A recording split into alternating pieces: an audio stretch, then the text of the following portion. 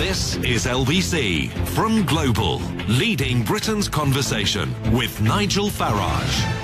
The Prime Minister goes on a walking holiday. The previous time she came back and announced the general election. Didn't go particularly well. This time she comes back and out of the blue announces she's decided she's going to stay on and fight the next general election in 2022 as leader of the Conservative Party.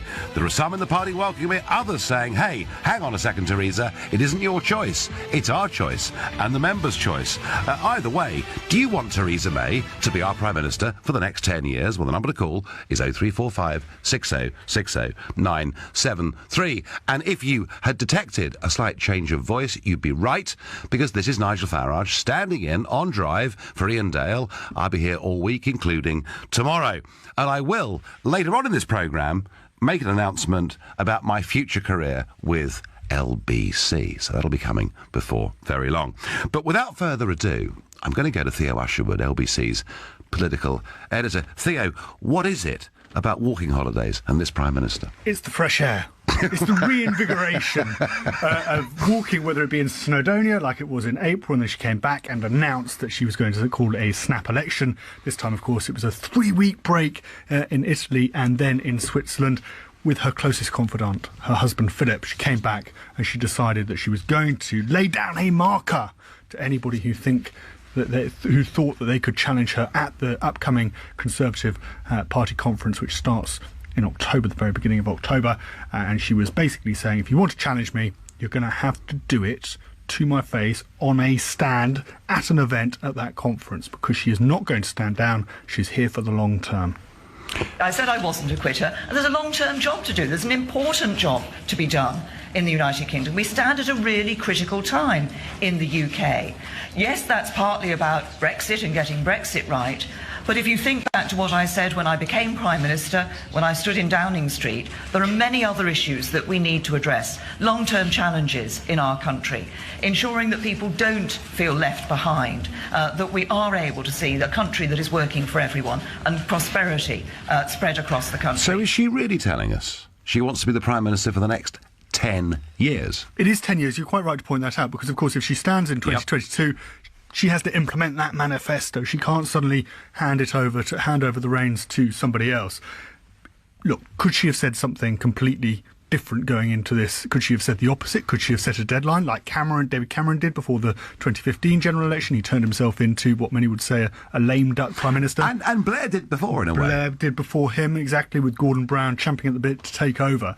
And that's the argument against saying, as there had been speculation at the weekend, that she could step down in August 2019 at the conclusion of the Brexit talks. But what Theresa May is actually doing quite smartly, I think, is finding protection amongst Conservative Eurosceptics. She's been very clear that she's still prepared to walk away from the table, despite not having that overall, whopping 3-figure majority, not getting that at the election. She's still prepared to, make sure that when it comes to, we've seen the talks today, haven't we, between Michel Barnier and David Davis, not back down and pay 100 billion euros or whatever it is to the European Union as part of that divorce bill. She's sticking to her guns, and that goes down very well with Conservative backbenchers. I've been speaking to Graham Brady, the chairman of the 1922 committee, in the last few minutes, and he said that when it comes to a challenge, everybody has to put aside their grievances or their unhappiness from what happened on June the 8th and get behind Theresa May. I talked to a lot of Conservative members of Parliament, and I talked to a lot of Conservative members around the country, and my sense is that the membership across the country, the people who will be at the conference, have come to exactly the same view as Conservative members of Parliament. They don't want self-indulgence. They don't think this is a time for people to be promoting themselves. It's a time for us to be serving the national interest, doing the important work that we have been given to do, and getting on with it. Perhaps I'm missing something, Theo, but it seems to me that so many of these Conservative MPs talk behind the back of their hand or in private over a glass of something and say she's absolutely hopeless. She was a useless leader in the general election. She's humorless, she's cold, she hasn't really reached out to us properly, and in public, it's all fine and dandy. Is that unfair? That's one interpretation. I think there's a feeling, I think you're right to pick up on, Nigel, that there is still a degree of bad blood about the way that Theresa May's closest aides, Nick Timothy, Fiona Hill, ran the operation in the run-up to that election and the way that they were frozen out. Theresa May is not renowned for, and she's made a play of it herself, hasn't she, for, glad-handing, patting, going around, holding meetings, having parties, little canapes and drinks up in the flat of number 10 and trying to woo the Conservative backbenchers. She's made a play of, that's not her style. But for the moment, they know, Conservative backbenchers know, that if there's a leadership challenge, any idea of simply rolling away without having to have a general election is not going to work. There would have to be an election because the country would simply be unfeasible not to have one. And then you have Jeremy Corbyn coming up on the rails. He's still polling at over 40%. He's had a good summer out campaigning, whether you agree with him or not, doesn't matter. But he could come up on the rails and suddenly the Conservatives could find themselves out of power. They'd lose their seats. They'd go down to, say, 250 MPs in Parliament, and many of them be out of jobs. And they don't want that to happen. No. Theo Usherwood, LBC's looked at it. Thank you. Well, let's go straight to the independently minded backbenchers of the Conservative Party. I can think of nobody more independently minded than Peter Bone, who was the Conservative MP for Wellingborough and Rushden. Peter, good afternoon. Good afternoon, Nigel. I'm sitting in Rushden Lakes, a new leisure and retail development, along with Tom Purslove, and who you'll remember. He's I do. He joins mine. And we all work together so successfully in Grassroots Out. And now we're about to, in the next few months, come out of this dreadful European superstate, and we need Theresa May to deliver that. So, Peter, let me get this right. You campaigned with me and many others, as did Tom Purslove, your colleague, from your neighbouring seat, and you went against Theresa May, who, of course, was part of the establishment and was a Remainer, along with the Prime Minister and George Osborne. Are you seriously telling me, Peter, that she is the right Prime Minister for Brexit and beyond? Well, she was hardly an enthusiastic Remainer. I think David Cameron had to prod her to do anything of it. And so, from that point of view, not sure about that. But the real thing is she's clearly determined to deliver Brexit. And, you're already a national hero over Brexit, and quite rightly so. But if she delivers it and delivers, ending free movement, stopping giving billions of pounds to the EU, making her own laws in her own countries, judged by her own judges, she'll be a bit of a national hero. She does that, and Peter, I think she can go on. Peter, she would be, but my problem with it is I watched her in that general election in which she performed pretty poorly. Maybe you disagree, I don't know, but I thought she performed pretty poorly. And I watched Jeremy Paxman ask her 4 times, as a Remainer, Mrs May, do you now believe in Brexit? And not once did she say yes. She simply said, we're following the will of the people. Yeah, but now that's changed. You're right about walking in the Swiss Alps. Maybe that's because it's not part of the EU. She's been invigorated. Well, it could be, yeah. You know me, I wouldn't say this, I didn't believe it. She is absolutely determined to deliver the sort of Brexit that you and I want. You've been working all your political life for it. I've been working all my political life. Let's get it done. No, fine. Well, I tell you what, if you're right about that, Peter, I, in many ways, am mightily relieved to hear you saying it. But come on, honestly, do you really see Theresa May being the right person to be Prime Minister for the next 10 years? Because that's effectively what she said in Japan today. Yeah, and what I'm saying is, if she delivers this Brexit, and she will be a national hero, I think there's no doubt about that. And she could then quite honestly expect to go on and lead the Conservative Party into the next general election and hopefully win it. It does come, of course, down to that question. And, the establishment are working against Brexit, the people in my party working against Brexit. It's a huge task. If she can get a proper Brexit and overcome all these people, then why shouldn't she have a chance of going on?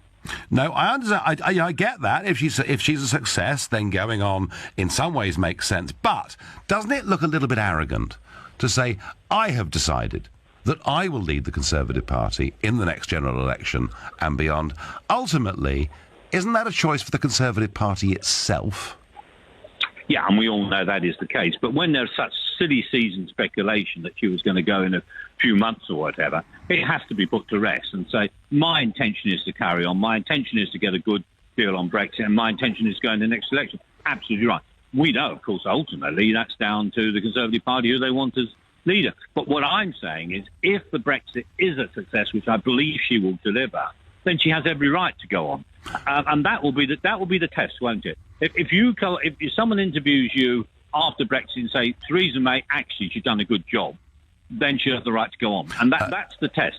Peter Bone, MP for Wellingborough, I promise you, if by the middle of 2019 we've left the European Union, we're paying no contributions, there are no floppy transitional deals, we've ended free movement, we've got all the things that you and I campaign for on platforms up and down the country, I will go down on bended knee and say she's a heroine.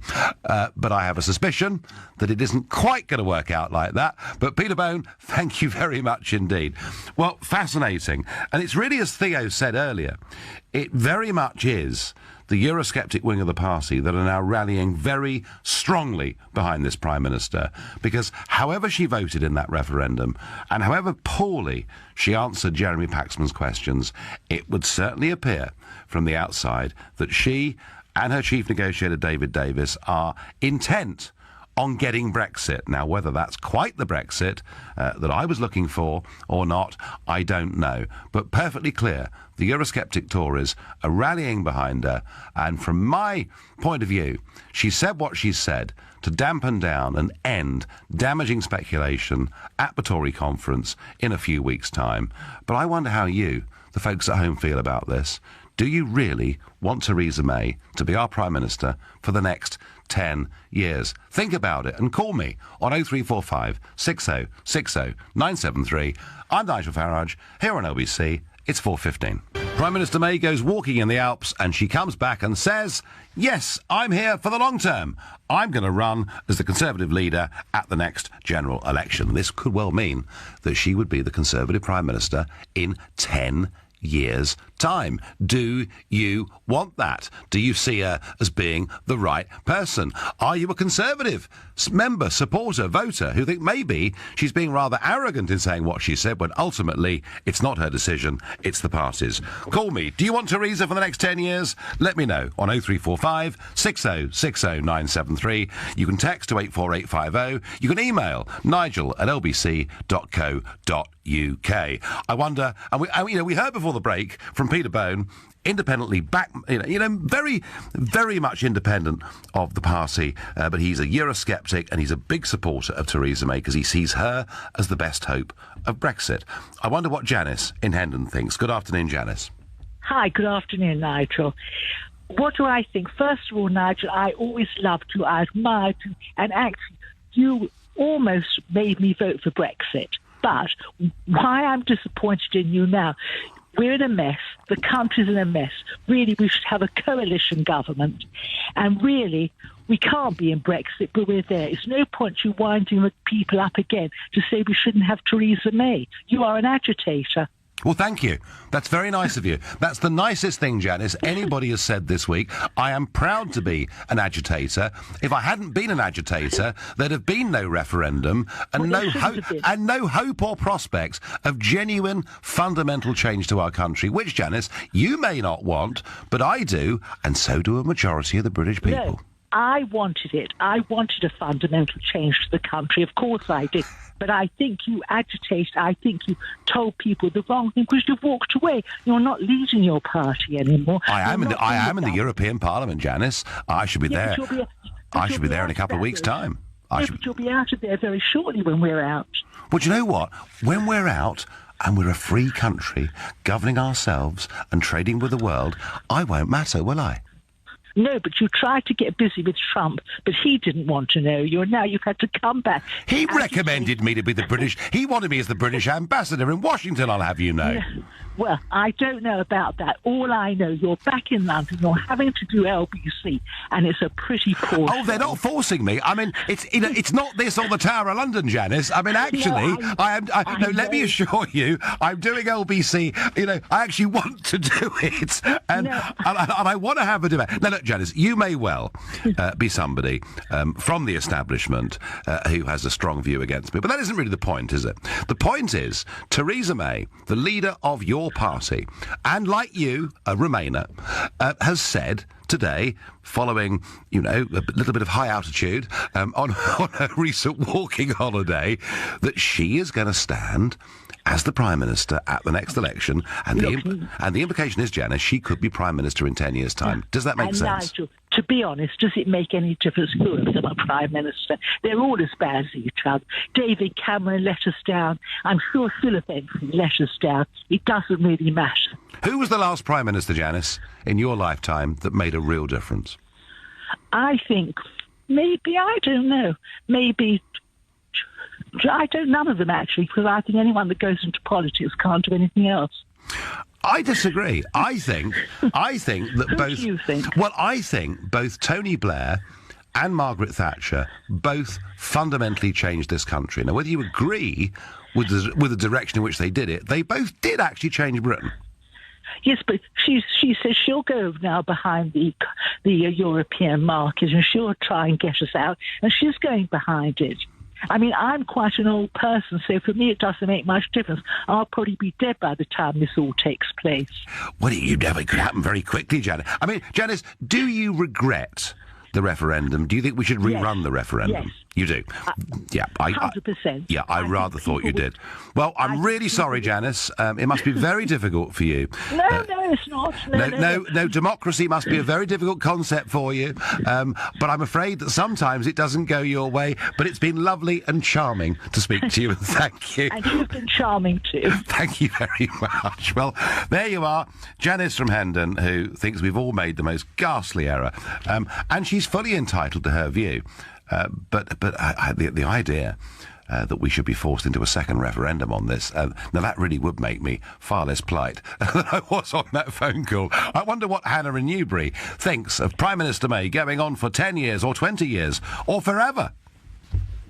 Oh, I don't know about that. I'd first like to say that I'm very glad that you do LBC, because you've got your finger on the pulse of lots of things, and I think you hand over the best information to us listeners. Well, that's very kind, Hannah, and I've just had a very long meeting before this show with the LBC bosses, and I will be making an announcement about my future or otherwise with this station within the next hour or so. Oh, good. Well, what I wanted to say is about Theresa May. She's always talking about the good of the country and the will of the people. Well, if she really had the good of the country at heart, rather than her personal political ambitions, why isn't she asking you to negotiate with Michel Barnier? Because, Hannah, she hates me. Because I don't come from the same tribe as her. And for her, politics, it really is a very tribal thing. And anybody that is outside of that, she looks down her nose at with total and utter disdain. I think of all the politicians I've met, certainly British politicians that I've met, because some of the French are quite good at this too, but of all the British politicians I've met, I don't think anybody has looked down upon me more disdainfully than Theresa May. Now, that could just... That's her personal opinion, whereas really her priority should be the good of the country and the will of the people who voted for the Brexit that you campaigned for, and that should come first. And her personal feelings about you shouldn't really, come to the fore. I don't think with her it's just me. I mean, it could be just me. It's possible, obviously. But I just think she takes a very, very tribal view. It's all about people in blue rosettes. They're the good guys. Everybody else is the bad guys. And Hannah, as I've said, ever since the referendum, if the government thought I could help them in any way at all, either with Brexit or with relations with the White House, I would have been happy to do either. They didn't want me. There we are. I think it's a shame.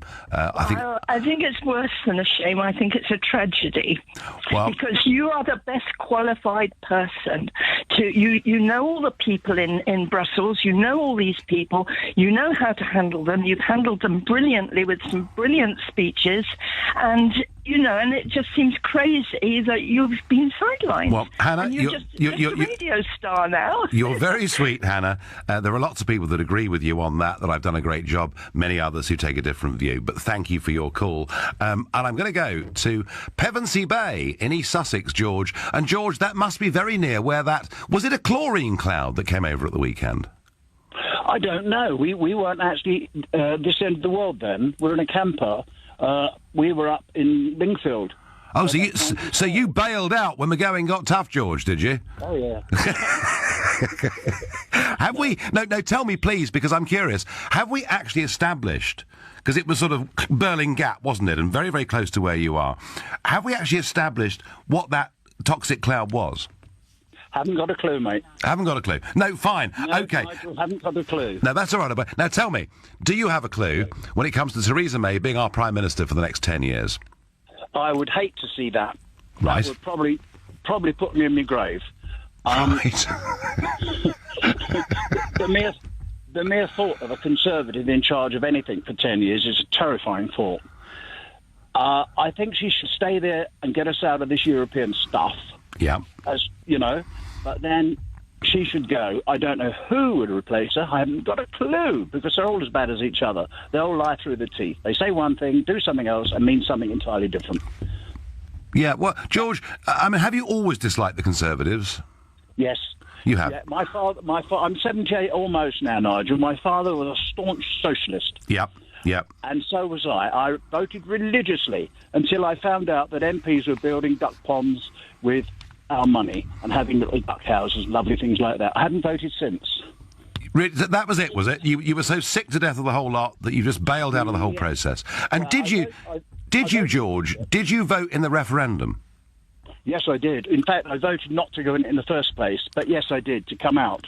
Right. I had posters in the window and everything else. Right, OK. But you're not... Yeah, but you know, so you voted to leave. We have a Prime Minister who says she now wants to be the leader of us leaving, but you somehow just haven't got the confidence in her. No, I don't believe them. I just do not believe them. And as someone spouting on about another referendum, what are they going to have another one and another one until they got the answer they want? Didn't you know the EU referendum was the best of three? Where have you been, George? No, I agree with you. Of course I do, George, thank you. But George, I'm not sure, is only against Theresa May being PM for 10 years. He's against anybody being PM, I think, for the next 10 years. So disenchanted is he with politics. Do we want Theresa May for the next year? I'd love to hear from you. If you're a big Theresa May supporter and you think her announcement today is the right thing, you can call me on 0345 60 60 973. I'm Nigel Farage, standing in for Ian Dale at Drive on LBC. The time now is 4:30. Theresa May, she returns from a holiday, walking high in the Alps, and says, I am going to stand as the Conservative Prime Minister at the next general election in 2022, meaning she could well be the next Prime Minister for 10 years. 10 years she could be there for. And I'm asking you whether you think that's a good thing or a bad thing, or whether you think perhaps actually, given where we are, there frankly isn't any other option for the government but to stick with her, because if they got rid of her, if there was some sort of coup attempted at the Tory party conference, that would lead to huge instability and perhaps even a general election. Well, let me give you some personal experience of why I think she said what she said. I was leader of UKIP for many, many years, and I remember once at a press conference being asked by a journalist, how long would I stay on as UKIP leader? I said, I don't know. I'll stay on as long as the party wants me to stay on, which led within 24 hours to news stories and headlines. Farage could be on the verge of quitting if UKIP don't want him. And I thought, I don't need that. That's a really negative story. That detracts, it deflects from the things we're trying to do. So the next time I was asked a similar question a couple of weeks later, how long will you stay on as UKIP leader? I said, well, I thought I'd go on until at least 2035. And there were some mild sniggers, but the question didn't get asked again, and speculation ended. And I guess the lesson is that when Blair announced he was going to go, and when Cameron in the kitchen, in that personal interview, announced that he was going to go, in the end, you're kind of almost written off by the press and everybody as being somebody who's at the fag end of their leadership, their premiership. And I think that's what Theresa May wanted to avoid. She wanted to avoid this feeling that perhaps if she was going to go at the end of 19 or in 20, after Brexit, hopefully, that if that was the case, there would have been endless speculation about who's going to take over. And I don't actually personally really think Theresa May wants to be Prime Minister in 2027. I really don't think she does. It's a pretty gruelling job, and I thought before the holiday, frankly, she was looking pretty wearied by the whole thing. And that's certainly not her fault. They are the pressures of the job. But I think she said it, firstly, to dampen down speculation at the Tory party conference, but secondly, to hopefully give her a clear run of a couple of years without this question being asked. That, from my experience, is why you would say it. I wonder what Laura, who's calling from Andover, thinks. Laura, good afternoon. Hi, Nigel. It's good to speak to you, but you've just made my point for me. Oh, no, I'm sorry. That's okay. I mean, I think the 10 years is a red herring, and we should basically ignore that. I think it's important that she came back and asserted her authority and made it sound like, at least, that she's going to lead the party. I think that was absolutely fundamental for her party, for the government, and for the country. I think you're right. I think they need to move away from all this, what's going to happen next. That's irrelevant. We must get the deal done to get out of Europe. That's fundamentally the most important job she has to do. Do you know, Laura, she has to focus on that. In sort of late July, and kind of things had pretty much broken up.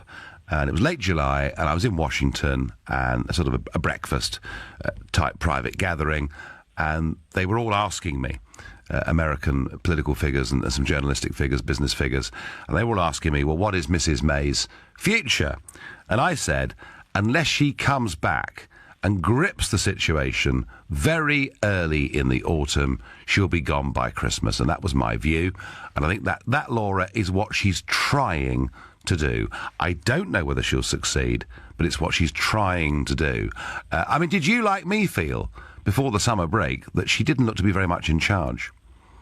Oh, I think it was terrible, and the media have a lot to answer for in that respect as well, because they do whip up hysteria about these things. But nevertheless, that's the world we live in. But yes, I think it was very, very difficult for her, and I'm glad she's come back and is appearing to use a firm hand. And I think that was really, really vital.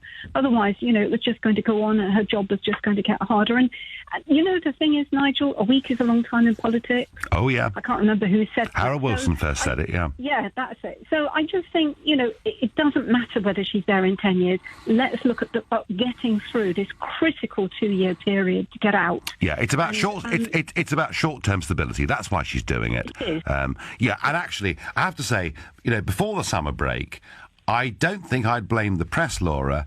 I think I'd blame the fact that we had every single week the Chancellor of the Exchequer, Philip Hammond, contradicting the Foreign Secretary, Boris Johnson, and vice versa. They made the press's life incredibly easy, and the ship, I have to say, did look pretty rudderless. I thought she'd be gone by Christmas unless she gets a grip. This is her first chance to do it. And Laura in Andover thinks she's doing it dead right. Laura, thank you very much indeed for your call. I welcome your texts on this subject. 84850. Do we want Theresa for the next 10 years? Or do we think, as Laura from Andover thinks and I think, that actually the 10-year thing is a red herring? It's simply about short-term stability within the party. And you can tweet at LBC using the hashtag Farage on LBC. We go north of the border to Edinburgh to ask Jessie. Jessie, are you a Leave voter? Yes. And do you think Theresa May's the right Prime Minister to carry it out? I think short term she's going to have to be, isn't she? But it's extremely concerning and very arrogant from her to kind of say, that's it, you got me now. I'm going to be the one leading for the next 5 years at least. As a young person, especially in Scotland, I mean, we all hate her up here. And why? She's just... Why? Well, she's not... I think partly you compare her to Ruth Davidson, who is just an absolute gem at it. And Theresa May, she's not personable, she's not fun, she's nothing. She can do the job and that's about it, and she can't even do it that well.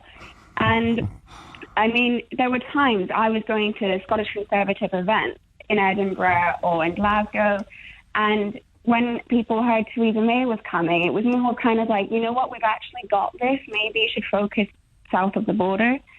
But Jessie, is this an age thing? I mean, you're obviously very young. I can tell that. Is it her demeanour, her manner? Is it a sort of touch of the home counties? Is it about class? Is it about age? Is it just you, the younger generation, put off by her, or is it broader than that in Scotland, in your view? I think it's broader, but definitely with the young people. I mean, I know, I'm a total Tory.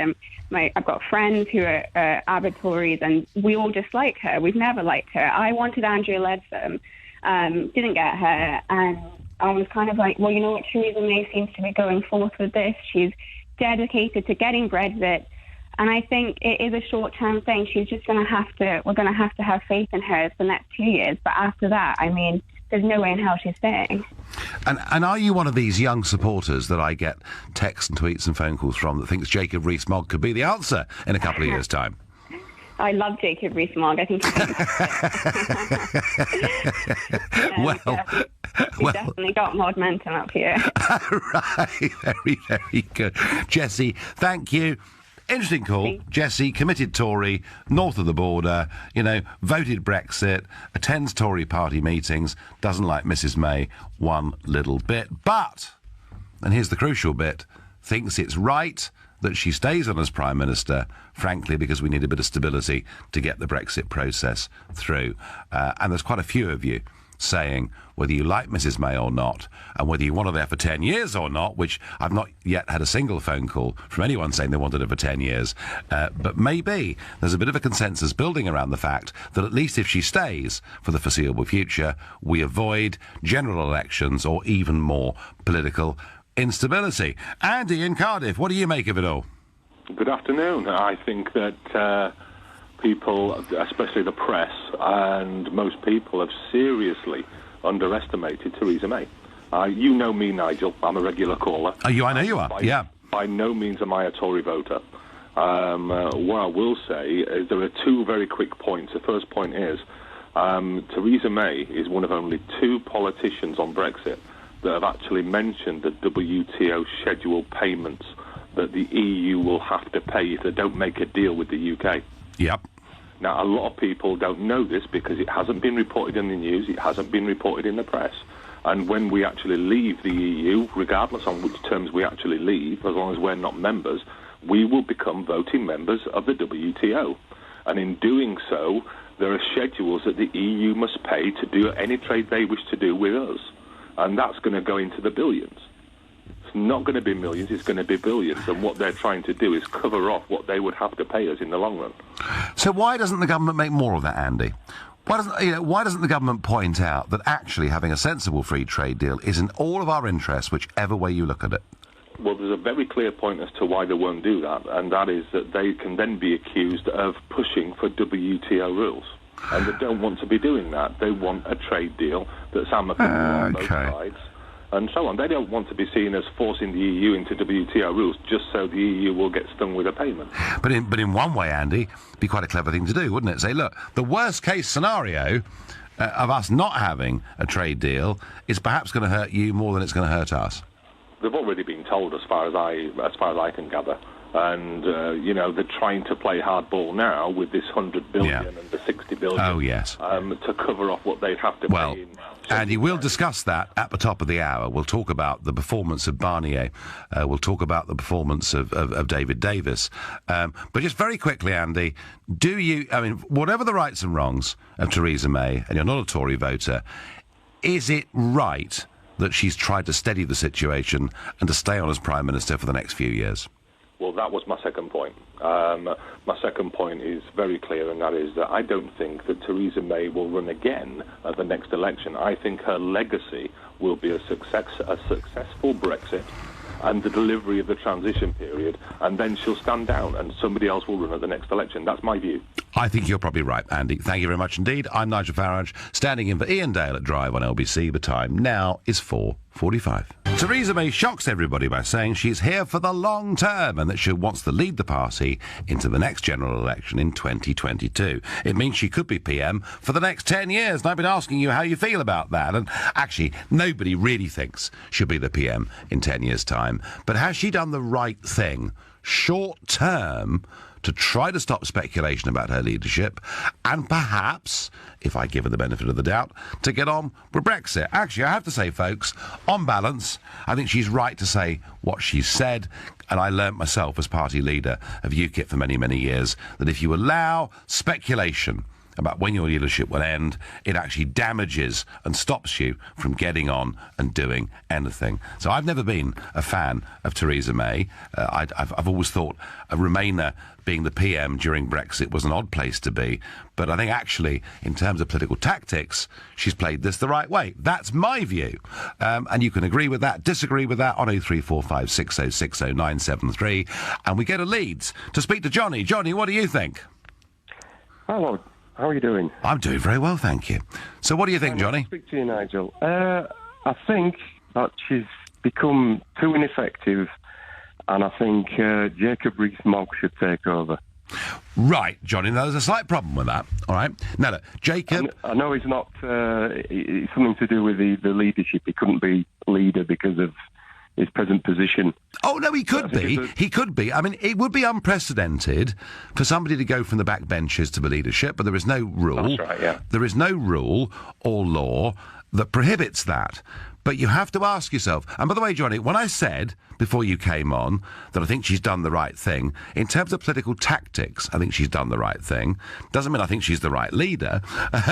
But the difficulty with Jacob Rees-Mogg or anybody else becoming leader is think of the process. Think of the agony the party would have to go through to get rid of her and to get him or somebody else in.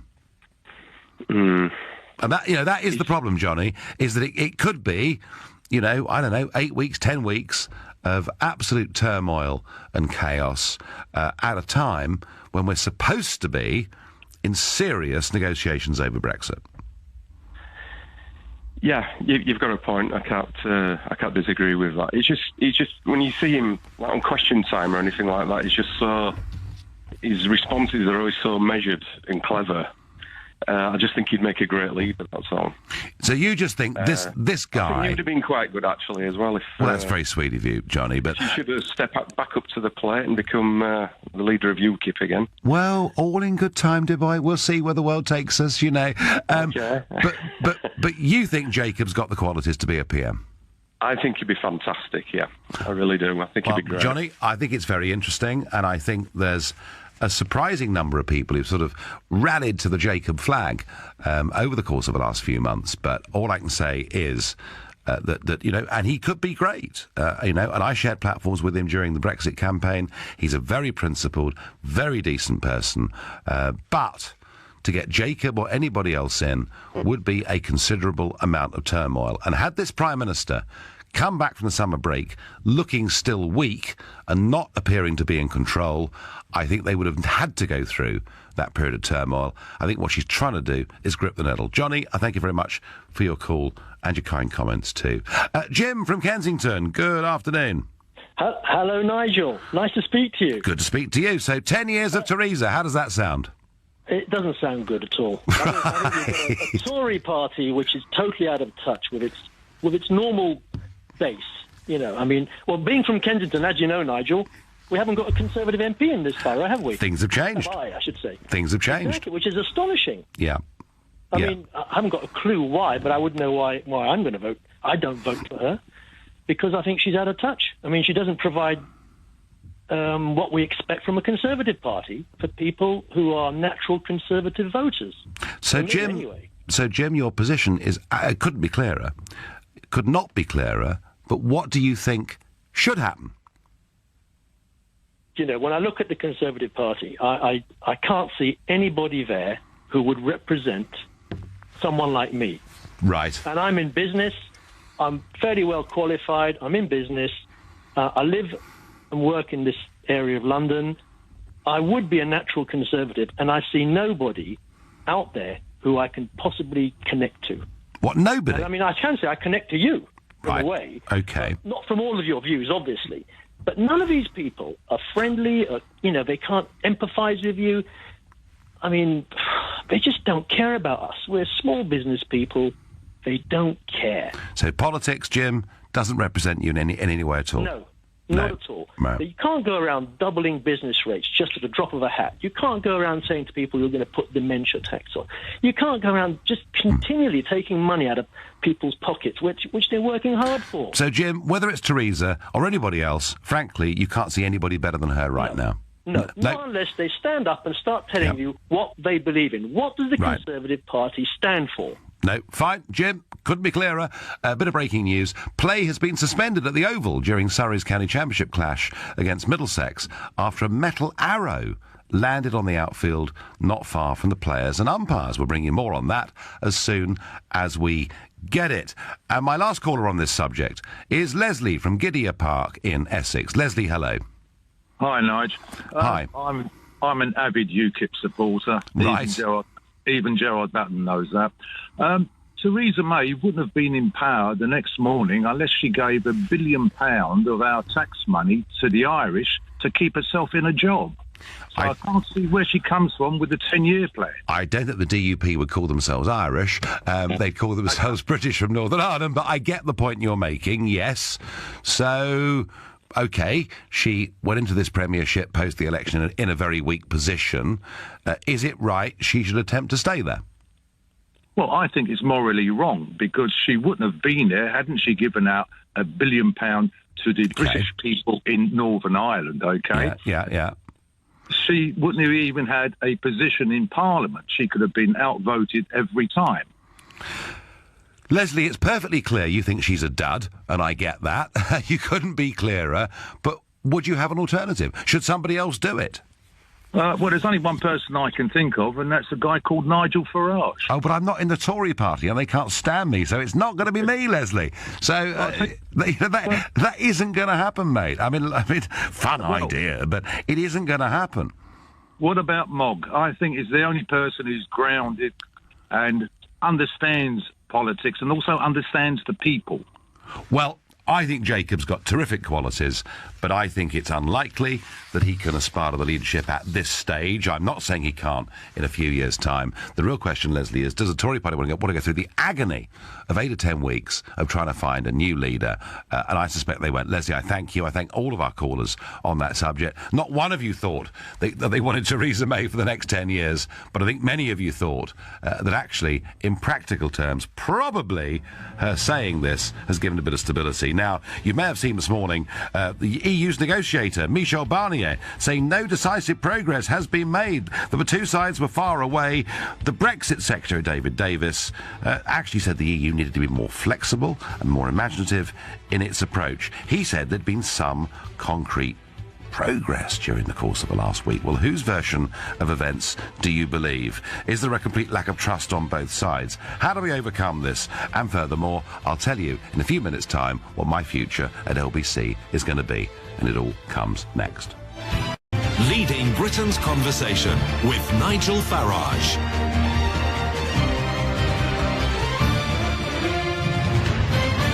So this week's been the third big round of Brexit negotiations taking place in Brussels, and today, Thursday, at the end of 4 days of it, there was a press conference. And of course, Michel Barnier and David Davis were up there on the platform, as we've seen before. But something was very, very different today. Let's have a listen to what was said.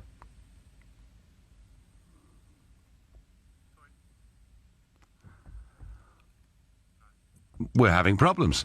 We're having technical problems. Oh dear, never mind. Well, I tell you what, without listening to what they had to say, I sat and watched all of this today, albeit from London, not Brussels, and I thought there was a little bit of a change. To date, the observation I've made is that it has been the EU setting the pace, dictating the terms. The EU saying jump! And the British government, too often in my view, asking how high, doing so, and then being asked for more. Struck me that today, perhaps the boot was on the other foot. And due to the miracles of modern science, we now have those clips ready. Our discussions this week have exposed yet again that the UK's approach is substantially more flexible and pragmatic than that of the EU, as it avoids unnecessary disruption for businesses and consumers. We propose pragmatic solutions to prevent this disruption, and we urge the EU to be more imaginative and flexible in their approach. Time is pressing if we want to get what we want, which is a global agreement. At the current state of progress, we're quite far from being able to say that sufficient progress has taken place. Sufficient enough for me to be able to recommend to the European Council that it engages in discussions on the future relationship between the UK and the EU. Well, my observation of all of that today was that Barnier, the normally very suave, sophisticated Monsieur Barnier, was actually pretty tetchy. I almost got the feeling at times that he was perhaps boxed in by the negotiating position that he's been given by, the European Commission itself. And Davis, in a way, did land a little bit of a blow, because he said that the European Union needed to be more imaginative and more flexible in its approach. And I kind of thought that Barnier looked at that and thought rationally, do you know what, Davis is probably right. So it's the first time I've sensed the change, perhaps of tone, in these negotiations, that suddenly Davis really, to me, and all right, I'm a Brexiteer, but Davis, to me, not just looking like the good guy, but looking like the better negotiator in many, many ways. But I wonder, with Davis saying there'd been some concrete progress, there was further to go, but Barnier saying the two sides were quite far away. I wonder at times whether Barnier really wants a deal, or whether a good deal and a positive handshake actually sends a message to other Eurosceptic countries that it's OK to leave, and perhaps that's what they want to avoid. So do you think there is an issue of a lack of trust on both sides? How do we overcome this? Who do you believe? From today's negotiation, who do you think is winning this renegotiation? Is the British government, despite all the previous backtracking and promises of derogation, is the British government now beginning to make progress? Or does the EU still have the upper hand? Or did Barnier's display today show that it's the EU themselves that are suddenly in a little bit of trouble? And Harry on Twitter says to me, I don't believe Barnier or Davis. It's all delaying tactics. We should only pay the EU the amount owed for the time left and no more. Well, this was, Harry, a major issue today. And by the way, you can all engage in this. Should we pay a huge exit bill before we discuss trade, as Monsieur Barnier wants? Or is it wholly unreasonable? Let me know what you think. You can call me on 0345 60 60 973. That part, Harry, today was fascinating, because David Davis said, look, they want a whopping sum of money from us, but they can't actually tell us what it is. They can't tell us what the legal basis is. Now, very interesting, a British civil servant, and we don't know his name, at some point this week, before the European Commission's negotiating team, apparently totally deconstructed the argument that we would owe them a vast sum of money. And he did it in legal terms. He probably did it in moral terms too. And I felt right from the start, the idea that we should effectively be held to ransom by Monsieur Barnier, whether it's 50 billion euros or 100 billion euros, was frankly nonsense. Perhaps we're making some progress. I don't know. What does Charles in Birmingham think? Charles, good afternoon. Good afternoon, Nigel. I believe Davis is doing the correct thing, and he's correct in doing what he's saying and doing what to be positive. Mr. Barnier, I don't believe a word he says at all. I never believed he never would. As far as I'm concerned, he undermined the talks when he allowed the three other leaders come and talking to him and giving them further to have a go at our government. So therefore, Mr. Barnier should stand down with immediate effect, and we should have an independent negotiator for the EU from a different country, and Davis and Theresa May must say to Barnier, you go, we don't want to deal with you anymore. Well, the trouble, Charles, with that is the current setup is that it appears that the 27 other member states are happy with Barnier being there, so that's a little bit difficult. But I do understand what you're saying, Charles, because both Barnier and Juncker have undermined these negotiations by, frankly, in my view, not playing with a straight bat. Why do I say that? We were told at the start of all of this that we couldn't negotiate with individual member states. We had to negotiate with the EU as a whole. And we kind of took it as a point of honour that same principle would apply the other way round. And blow me down, what do we see? We see Nicola Sturgeon, we see Carwyn Jones, and we see Jeremy Corbyn being welcomed and lauded in Brussels by Juncker and Barnier. A policy of divide and rule. So, Charles, I do take your point. And by the way, Charles, I don't know whether you saw this, and I'd love to get your reaction to this, but as David Davis's negotiating team were doing battle with Monsieur Barnier's team, and they were about to go and do that press conference together, something else happened in Brussels. Chap turned up there called Tony Blair. And who did he meet but Commission President Juncker, who gave Blair a great big kiss. And I think, frankly, Charles, my feeling is not only should Barnier go, I mean, I don't disagree with that point, although I doubt it's going to happen, but frankly, Charles, I don't think that the EU negotiators are playing fairly with us at all. Well, if that's the case, then what our government's got to do now, with immediate effect from Monday morning or September when they go back, is say, that's it, no more talks. We're securing the rights of us, we're securing the rights of them. No money, goodbye, forget the trade. We'll sort it out when you decide to play a straight bat. Go now. Because Blair shouldn't be in this. Blair should be out of the picture. He's got no rights doing this. And the European Commission should not be allowing Blair to come near him.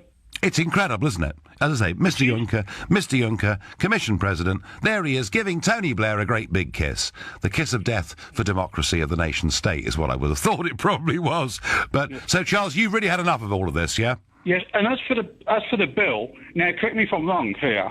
They say they owe us £34 billion, which we'll get back in instalments. Well, if that's the case, take the £34 billion off our bill then. There we go. Well, £34 billion for you. Well, Barnier today, in that press conference, talked about Britain's obligations after we leave the European Union. And I nearly threw something hard at the television. We have no obligations to them after we've left the European Union whatsoever. And Article 50 states that very, very clearly indeed. And Charles, what I've said, I think is the utterly reasonable position that we were part of spending round commitments to the middle of 2020. We should honour that and not a penny piece more. Charles, I thank you. And I go to Richard in Stratford-upon-Avon. Richard, you're a Remainer, I understand. I am indeed, Nigel. Right. I have to say it's a pleasure to finally be able to talk to you. Well, it's a pleasure for you to come on. Have you been trying for a long time? Yes, for some time now, and it's always a pleasure to hear you on the radio, a little bit like listening to a comedy show. Well, I'll take that as a compliment, even if it wasn't intended that way. Now, Richard, as a Remainer, what are you looking for? Are you looking for a good, fair deal, or what do you want to see? I do accept entirely the vote of the British people. We need to say that in a democratic process, it has been voted, and if we want to leave, we want to leave. I don't understand all of the drama of all of the Brexiteers around getting a good deal, getting into the customs union, getting the best relationship possible with Europe. That's nothing of what was voted. So if the Brexiteers voted to leave Europe, leave the European Union, leave the ECG, leave the single market, let's leave it. So why all of this drama around, we want the best deal? It's not like we're dropping 60% of the British market. It's not like we're turning our back to our most closest and best allies in the world.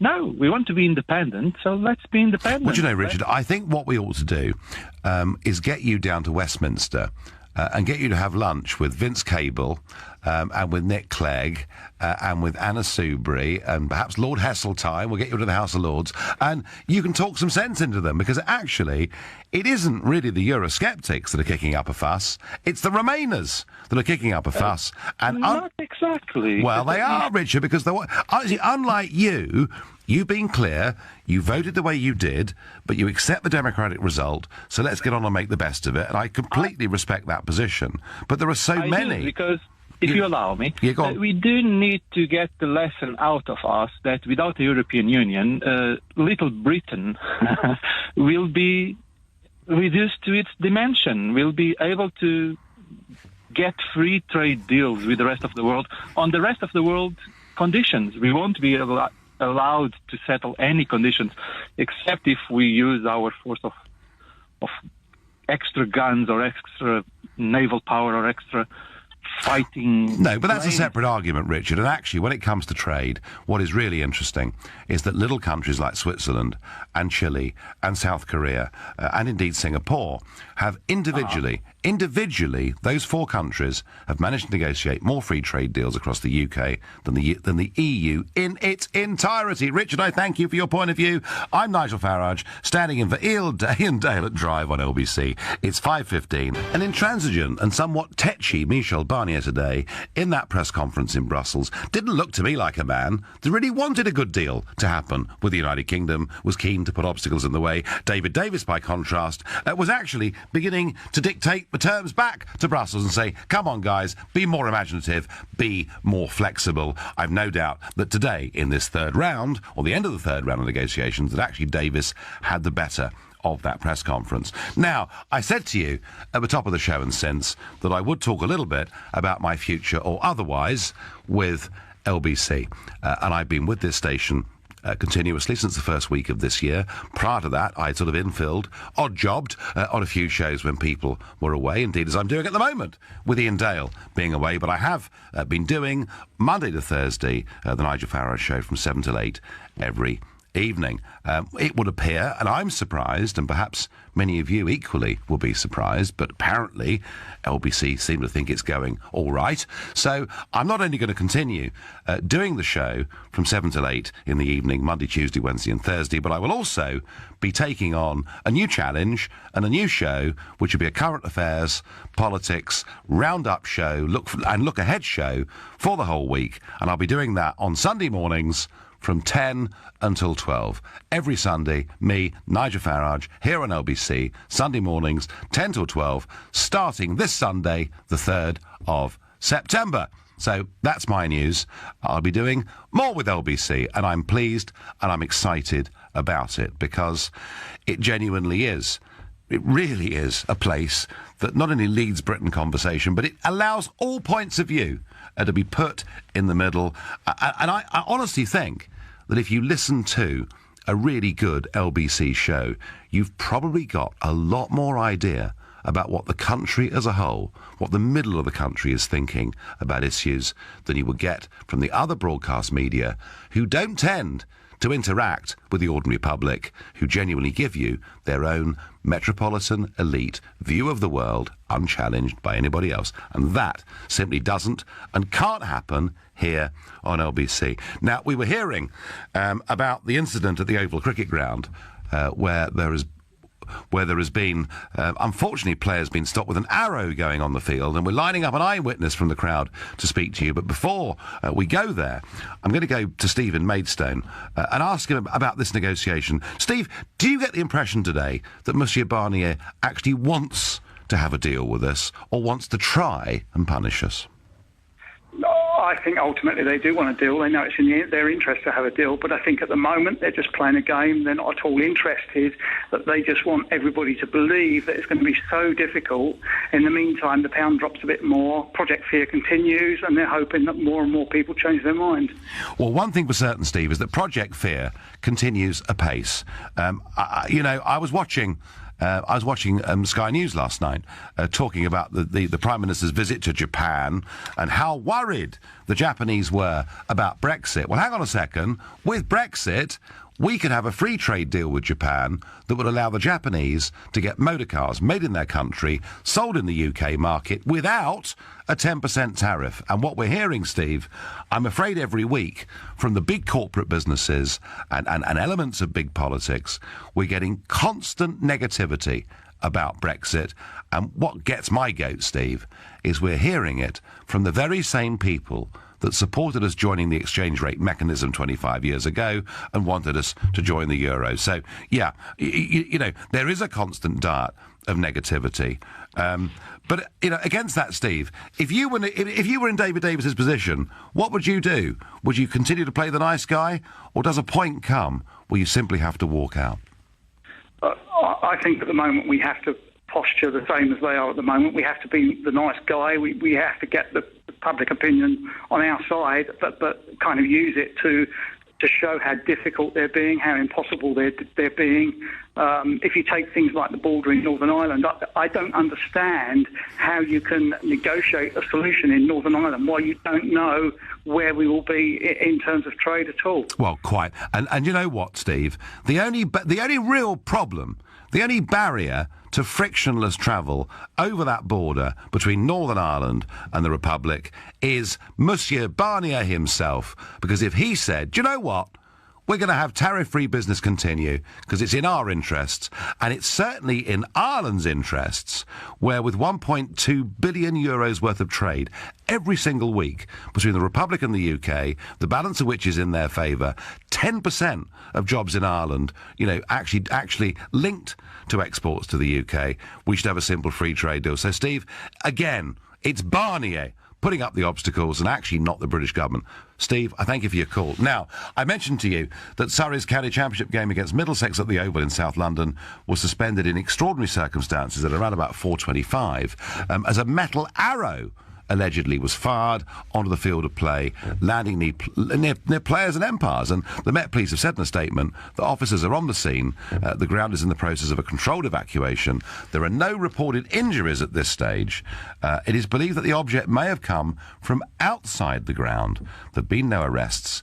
We retain an open mind as to motive. Inquiries continue. Let's cross live to the Oval and speak to Martin, who is there at the game. Martin, you were watching the game as a spectator. What happened?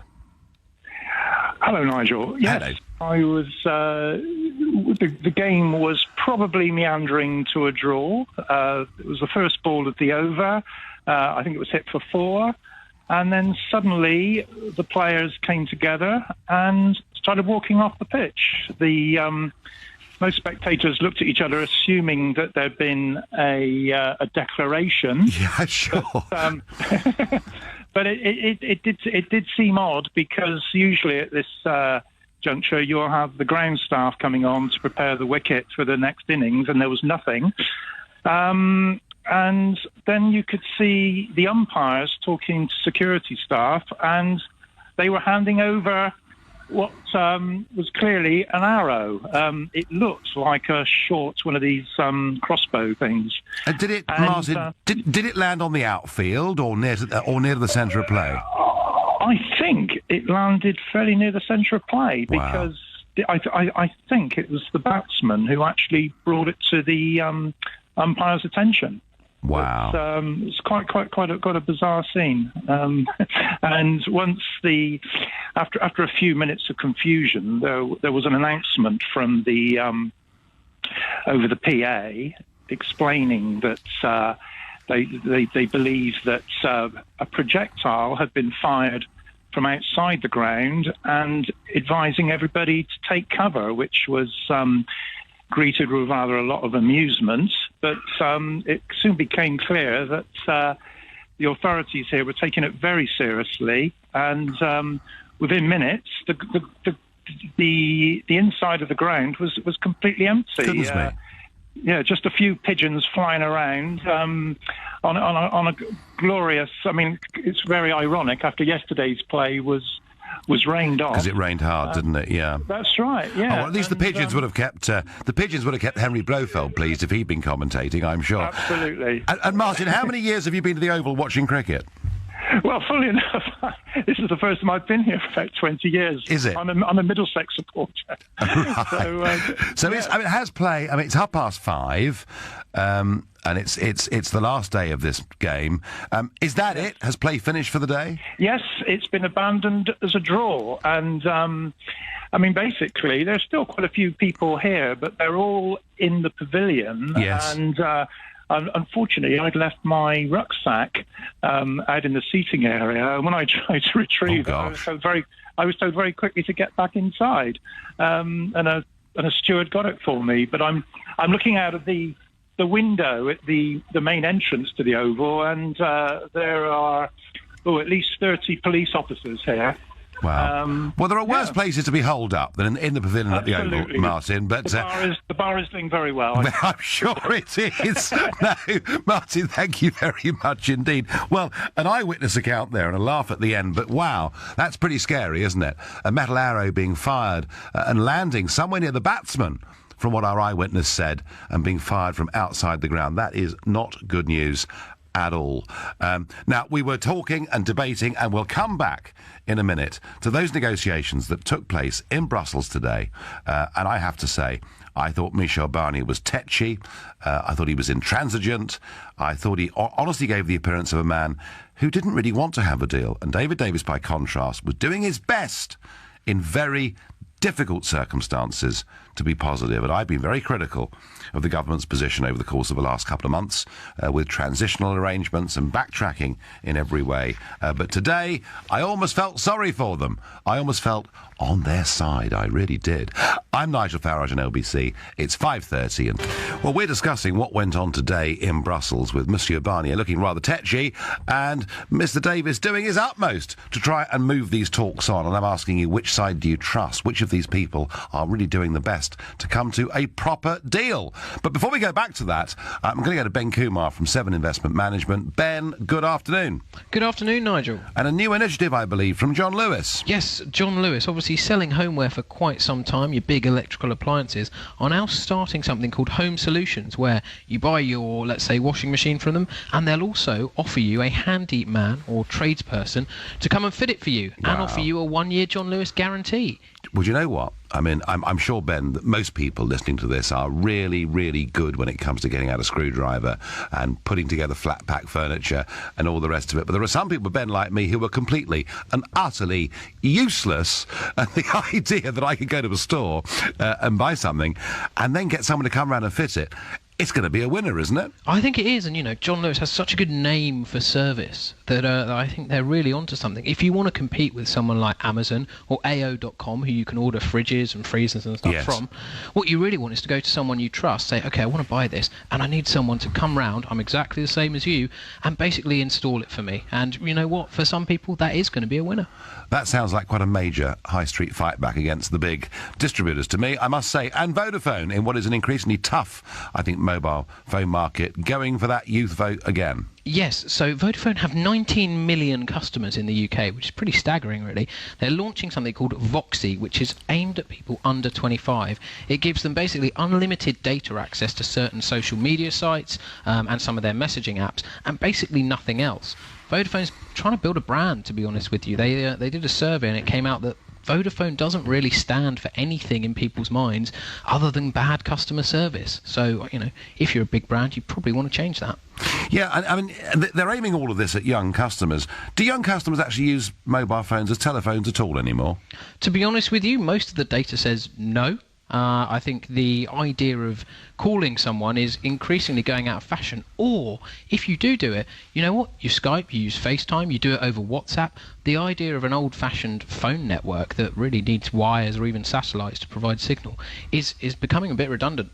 The world is changing, my goodness me. And Ben, how did the markets end today? Any reaction to what happened in Brussels today? No, not particularly, I have to say. The FTSE was about 1% higher at 7,430, in line with most markets around the world. Pound a little weaker against the dollar at 129, and flat against the euro at 108.5. And gold still up over 1,300? Gold is over 1,300, the best. It's on a 9-month winning streak now at that kind of high. So still holding up there, suggesting people are a bit worried about geopolitical risk still. Yeah, no, absolutely. Ben, thank you very much indeed. That was Ben Kumar from 7 Investment Management. This is LBC with Nigel Farage.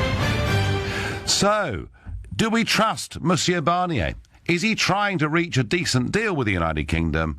Is he being a dog in a manger, attempting to make sure we can't, whether he personally wants it or not, but that's what he's mandated to do, that we can't get a sensible deal out of all of this, because they know that if that happens, the Danes, and goodness knows who else would leave within the next few months. Mark from Bexhill in Sussex, what was your impression of what you saw today?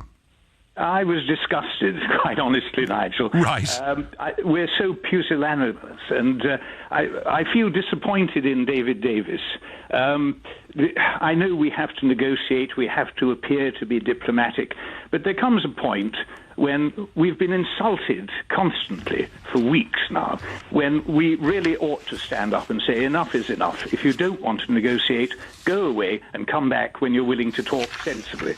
Well, Mark, I do understand that completely, and, you know, I'm hardly one that wants to be a softie on all of this, but I thought there was something slightly different today, and that was that David Davis did say to Barnier and the others that they needed to be more imaginative and flexible in their approach. And I thought, Mark, maybe, just maybe, there was a slight change in atmosphere in terms of who was top dog in that room.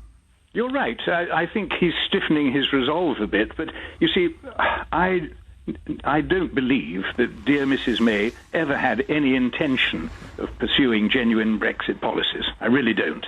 And I think with the constant barrage of pro-EU propaganda from the BBC and the media, it's all designed, as I think you'd probably agree, to erode our resolve, those of us who voted to leave. Yes.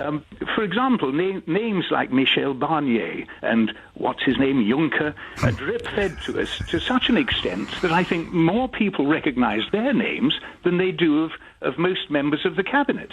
And it's reaching a level where I suspect they'll achieve their aim, because most people will take the view, well, you know, we can't fight against this. It's an uphill battle. They're sabotaging the whole thing. I'm not sure, Mark. I'm not sure, Mark. You know, I've been involved in this game for a long time, as you know, and I've been in the European Parliament since 1999, and I've been involved in referendums all over Europe over the course of the last 18 years. And I saw when the Irish voted no twice in referendums on treaties, you know, and I saw them have to vote again, just as I saw the Danes. Despicable. Yeah, oh, absolutely despicable. And of course, we saw this with the Danes going all the way back to the Maastricht Treaty. But what they were able to do in Ireland, through the constant drip, drip, drip, as you quite rightly, as you say, through the media, is to wear the Irish people down and to massively outspend those that wanted to maintain their resistance. And the Irish resolve broke on those two occasions. I think there's something different, Mark, happening here, and it's this. Much as we've seen the Labour Party this week and many in Parliament who, frankly, a year on, can't wait to delay, derogate, or even stop the Brexit process. Amongst the British people, despite this diet of negativity, we're now seeing about 70% of British people who voted Remain but think it's right and democratic that we get on with the Brexit process. And we've had one of those callers already today. We had two of those callers yesterday. There's a significant chunk of the population who were Remainers who now think Brexit's the right thing to do. So, Mark, I would say to you, Mark of Bexhill, right. Don't get too depressed down there on the south coast. It's going to be okay. But where I do really agree with you, totally agree with you, is there comes a point where if they continue to behave as badly as they are, by trying to dictate what we should do with our neighbours in Ireland, by demanding outrageous bills that they call divorce bills, there does come a point, Mark, where David Davis will have to keep the respect of many of us to get up and walk out of the room. I think you're right, and I was invoking the spirit of Cromwell when I was talking to your researcher. Yes. And I know it probably seems outlandish, but I have so little faith in this disreputable bunch we have in Parliament. I think, you know, the biggest betrayal of democracy since the rump Parliament, we need a Cromwell to go in and kick the whole lot of them out. I don't trust any of them. I'll make one prediction, Mark, in line with your Cromwell analogy, and it's this. If we do not get the Brexit that we voted for and that we want, and that's a majority of us that did that, despite the whole world telling us we shouldn't do so.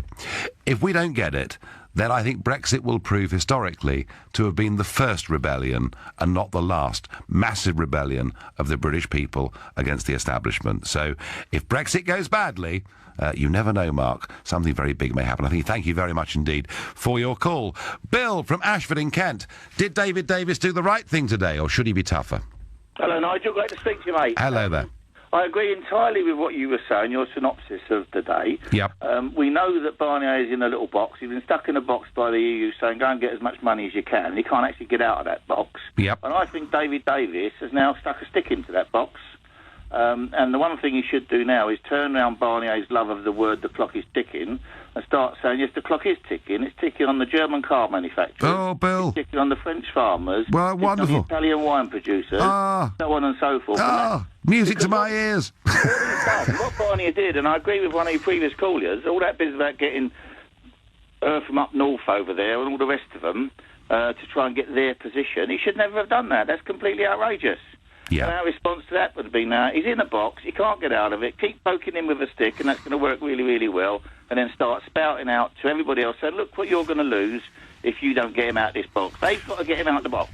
He can't get out of it on his own. Bill, what you're saying is very interesting because of this. I think that when you read, over the course of the next 3 or 4 days, big newspaper analysis of what took place this week with the third round of negotiations, but in particular in that public showcase today, I think you're going to see a lot of Brussels insiders who say one of the reasons for Barnier's total discomfort is that he's been put into a position to make a series of demands that he now can't achieve.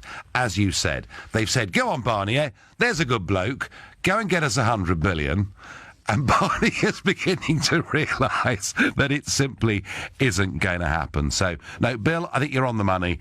And I do also really think that one of the things this government ought to do is a big outreach campaign across the whole of Europe, going to Bavaria and speaking to the German car industry, going to, whether it's Bordeaux or Beaune or wherever it may be, and speaking to the French wine producers and so on and so forth, and making the point that actually simple free trade agreements rather than membership of political union is in their interests even more than ours. Bill, do you feel optimistic about the whole process or not? I mean, I'm a great Brexiteer. I think it's going to happen. I don't agree with the other chat about Theresa May. I actually think she is going for it. I think she was very quiet in the, in the run-up to the vote. She's made a complete lash-up of the election. We know that. That was she was going to win. So she just said, here's all the horrible things I want to get out the bag, and I'm still going to win 100 seats. Well, that didn't work for her. I do actually think she's working very hard. Jacob Rees-Mogg is the man. I've just watched him on telly again. He was being interviewed in his garden, wasn't he? In a village with a name that would have appeared in a Miss Marple, Agatha Christie type novel. Bill, listen, I've got to go, man. I thank you very much for your call. An interesting thought. Bill there pointing out that actually Barnier is himself being boxed in. I'm Nigel Farage here on LBC. It's 5:45. The third round of big negotiations in Brussels on Britain leaving the EU have finished today with a press conference with Michel Barnier and David Davis. Barnier looking tetchy, unhappy. 1 or 2 wonderful photographs of a laughing Davis and a very stern-looking Barnier. Is it boxed in Barnier? Has he been given a very rigid set of instructions from the European Commission that he simply can't achieve?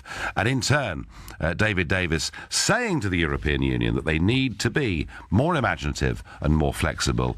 But if it continues on this basis, does the moment come when actually what it will need is for the Brexit Secretary to summon up the courage and simply walk out of the room? Or would that be a terrible mistake in terms of our national interest? Let me know what you think on 0345 60 60 973. And I'm going to ask Anne in Burgess Hill what she thinks we should pay the EU to leave. Anne, hello. Hello to you, Nigel. Of course, I'm just a novice at this, but I'm just concerned that there's a big bill because we have voted to leave. We're expected to pay. And I thought about it. And I thought about when the banks went under. Yeah. I thought about when a lot of companies closed. And the people in those companies, they lost their pensions. The biggest bill, a part of the bill appears to me to be the pension bill for people like Mandelson and, all of those. There's a huge bill on pensions. Well, if we decided to leave, we don't pay that anymore. They have to cut back their pensions. They have to do what a lot of the public have had to do here. Suddenly discover the pensions they worked for aren't realistic and they're not going to get them. Well, Anne, let's look at it like this, OK? Under Article 50 of this Lisbon Treaty, the one we were never given a vote on, but that's another story. Under Article 50 of the Lisbon Treaty, it says that at the end of the process, there are no further obligations for the withdrawing state, something that Monsieur Barnier appeared to contradict. today. I think we do have some obligations, Anne, that go beyond that, because under the 7-year spending round, this current one that we were a part of and supported doesn't end until 2020. So I think we have some obligations that go on. Beyond that, I cannot see we have any legal obligations, but we maybe have one moral obligation, and that moral obligation, Anne, may well be pensions. Now, what we should do, Anne, rather than giving a sum of money for that, why don't the British government simply take all those British citizens who are on EU pensions and put them on the UK books, just to make the whole thing as clean as it possibly can be? Well, there's a lot of logic to that, which I leave to all the experts, Nigel. But there is another strand that is concerning me about this. I think a lot of what is going on in the EU is quite alarming. I mean, look at the situation with Greece, with the migrants. Some countries are really going through a tough time, and all this is focusing on something quite, distraction from some of the big issues that have to be dealt with. A novice as I am, it does worry me. We have voted to leave, rightly or wrongly, but that's what the British public have agreed. We've got to make it work. Wouldn't it be good if we can't have mediators in other big issues? We've got to make this work between Europe and the UK. Well, logic, Anne, logic says that it will work. Logic says it's no problem. Logic says it's easy. And why? Well, because, we're the people going to the table at this stage, trying to be as reasonable as we possibly can be, looking for compromise, looking for a package and a deal. And they're the ones who are saying, oh, no. We won't talk to you about trade or anything else until you meet a whole series of demands that we're making, some of which, incidentally, I think, and I'm sure David Davis thinks, are frankly outrageous. So I get the feeling, Anne, that it should be easy because economic logic says they sell us an awful lot more than we sell them. My feeling, Anne, is it's difficult because they fear that if the UK is seen to have left easily and comfortably, many other countries would want to leave too. So Nigel, you're right. Can I just throw this in? Yeah. 2 things. I, like many people, absolutely shattered as a young mother when I saw New Zealand, Australia, Canada, all our close Commonwealth countries pushed to the back of the queue. Yeah. They weren't important anymore. We owed them something, I think. And the other strand is, you mentioned earlier to someone else about what's happening with the government, and I thought, Churchill was a great leader, but, he got things wrong sometimes. But he got on with it. Well, we all do. And he bounced back. Yeah, well, all of us at any level in life, Anne, if we do things, we get some things wrong. Of course we do. But hopefully, the most important thing is we get the big things right. And your broader historical point about how you felt years ago when we voted to stay in the common market, there are lots of little white crosses, or tablets of stone across northern France and elsewhere in the world that come from Australia, Canada, India, the West Indies and other parts of the world that say to me, Anne, that we ought to recognise who our true friends in the world are, whilst at the same time being friendly with our European neighbours. That's what I think, and I think you rather agree. And I thank you. Ian from Watford, you are going to be my last caller on this subject. How did it look to you today? Well, it looked like it's as I've expected it to do. I voted Brexit, mostly because I would love to see a change in the EU, not an actual complete demise of it, but the chances of ever it changing would not in the interest of those people who run it. And I see that Barnier is there fighting for his job, and all those boys there, their cushy number, that he knows that one thing that has to happen here, from what I understand, is that whatever deal they come up with, it has to go to Parliament. And his plan, from what I could see, would be that he has to make that deal the worst possible deal under any circumstances, because if they give us a half-good deal, the rest of Europe will just say, well, they're already not happy with the EU. They'll say, well, why have we got to pay into this body of people who live in 2 parliaments and live a luxurious lifestyle for what? We can trade. There's nothing to. The great joke to me is the main function is free trade. Free trade. Yeah, you mean not one that you have to pay a massive membership bill for, etc., Exactly. etc., etc. No, So, I no. mean, but he is fighting, to my mind. He will want to give nothing away because he knows that if he does, Yeah. his days are numbered. Well, Ian, I agree with you. And you're quite right. It's not free trade. And you know something? Even if we were to leave and have tariffs put in place, the amount of those tariffs would be less than our net contribution fee to the European Union every single year. Ian, I thank you. I thank all of our callers on that subject. And I think, some degree of agreement there that perhaps the tables had turned a little bit today and the British were beginning to look rather more like the reasonable good guys. Now, after the top of the hour, we're going to talk about the fact that online gambling firm 888 have been asked to pay a record penalty, £7.8 million, after it failed to protect gaming customers, vulnerable people. And there have been 7,000 people who'd chosen to bar themselves from 888 accounts, but the accounts weren't actually closed. So there is a problem here. One punter lost 1.3 million over the course of the last 13 months, including money he'd stolen from his own company.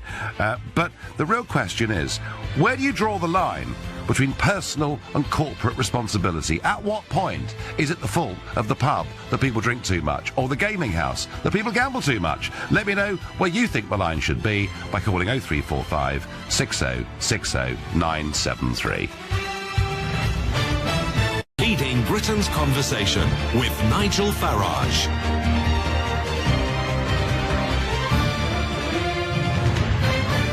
Yes, if you're just tuning in, it's Nigel Farage. I'm standing in for Ian Dale this week, and I'll be here with you not just today until 7, but also tomorrow from 4 till 7. And then next week I'll be back to my normal times on Monday, Tuesday, Wednesday and Thursday evenings of 7 till 8. Plus, starting from this Sunday, I'll be with you every Sunday from 10 until 12 in what is a new departure for me and for LBC.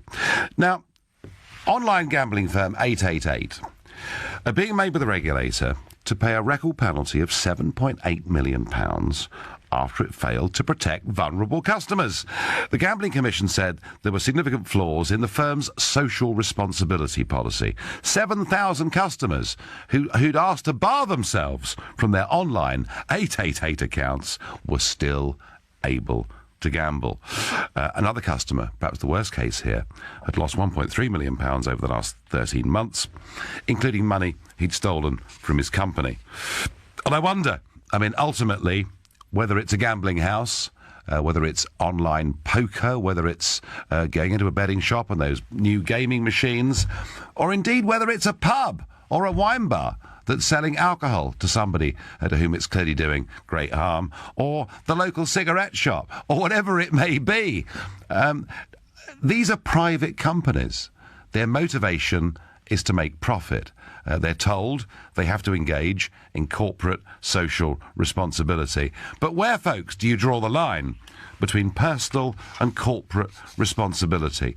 At what point does a gambling problem cease to be the problem of the individual and become the problem of the bookmaker or the online gaming organisation? And it's not an easy debate to deal with. I know, I have to confess,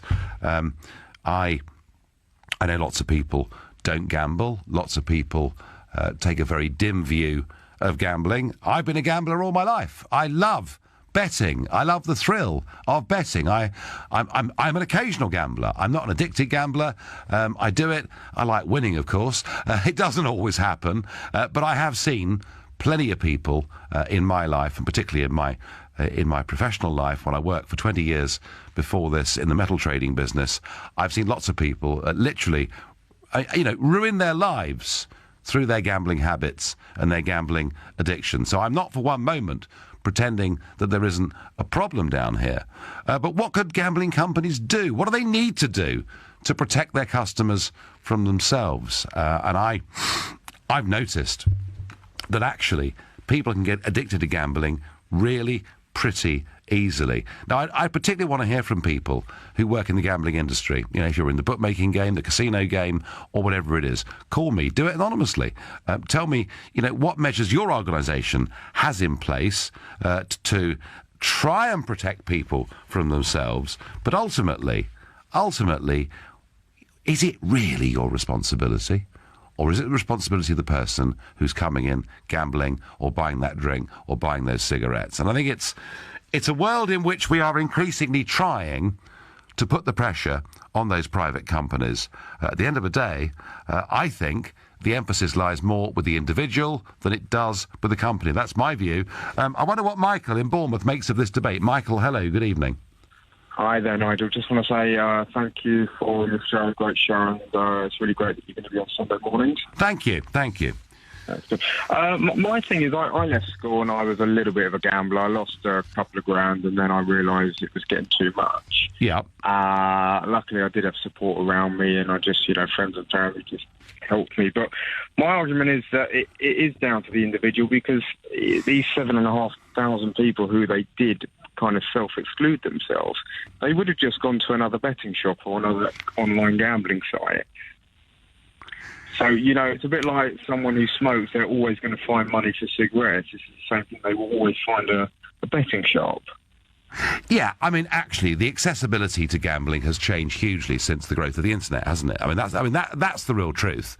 Is that before, you had to trudge down to the bookmakers, and perhaps they'd be open till 7 or 8 p.m. in the evening. But now, you can play online poker at 4 in the morning.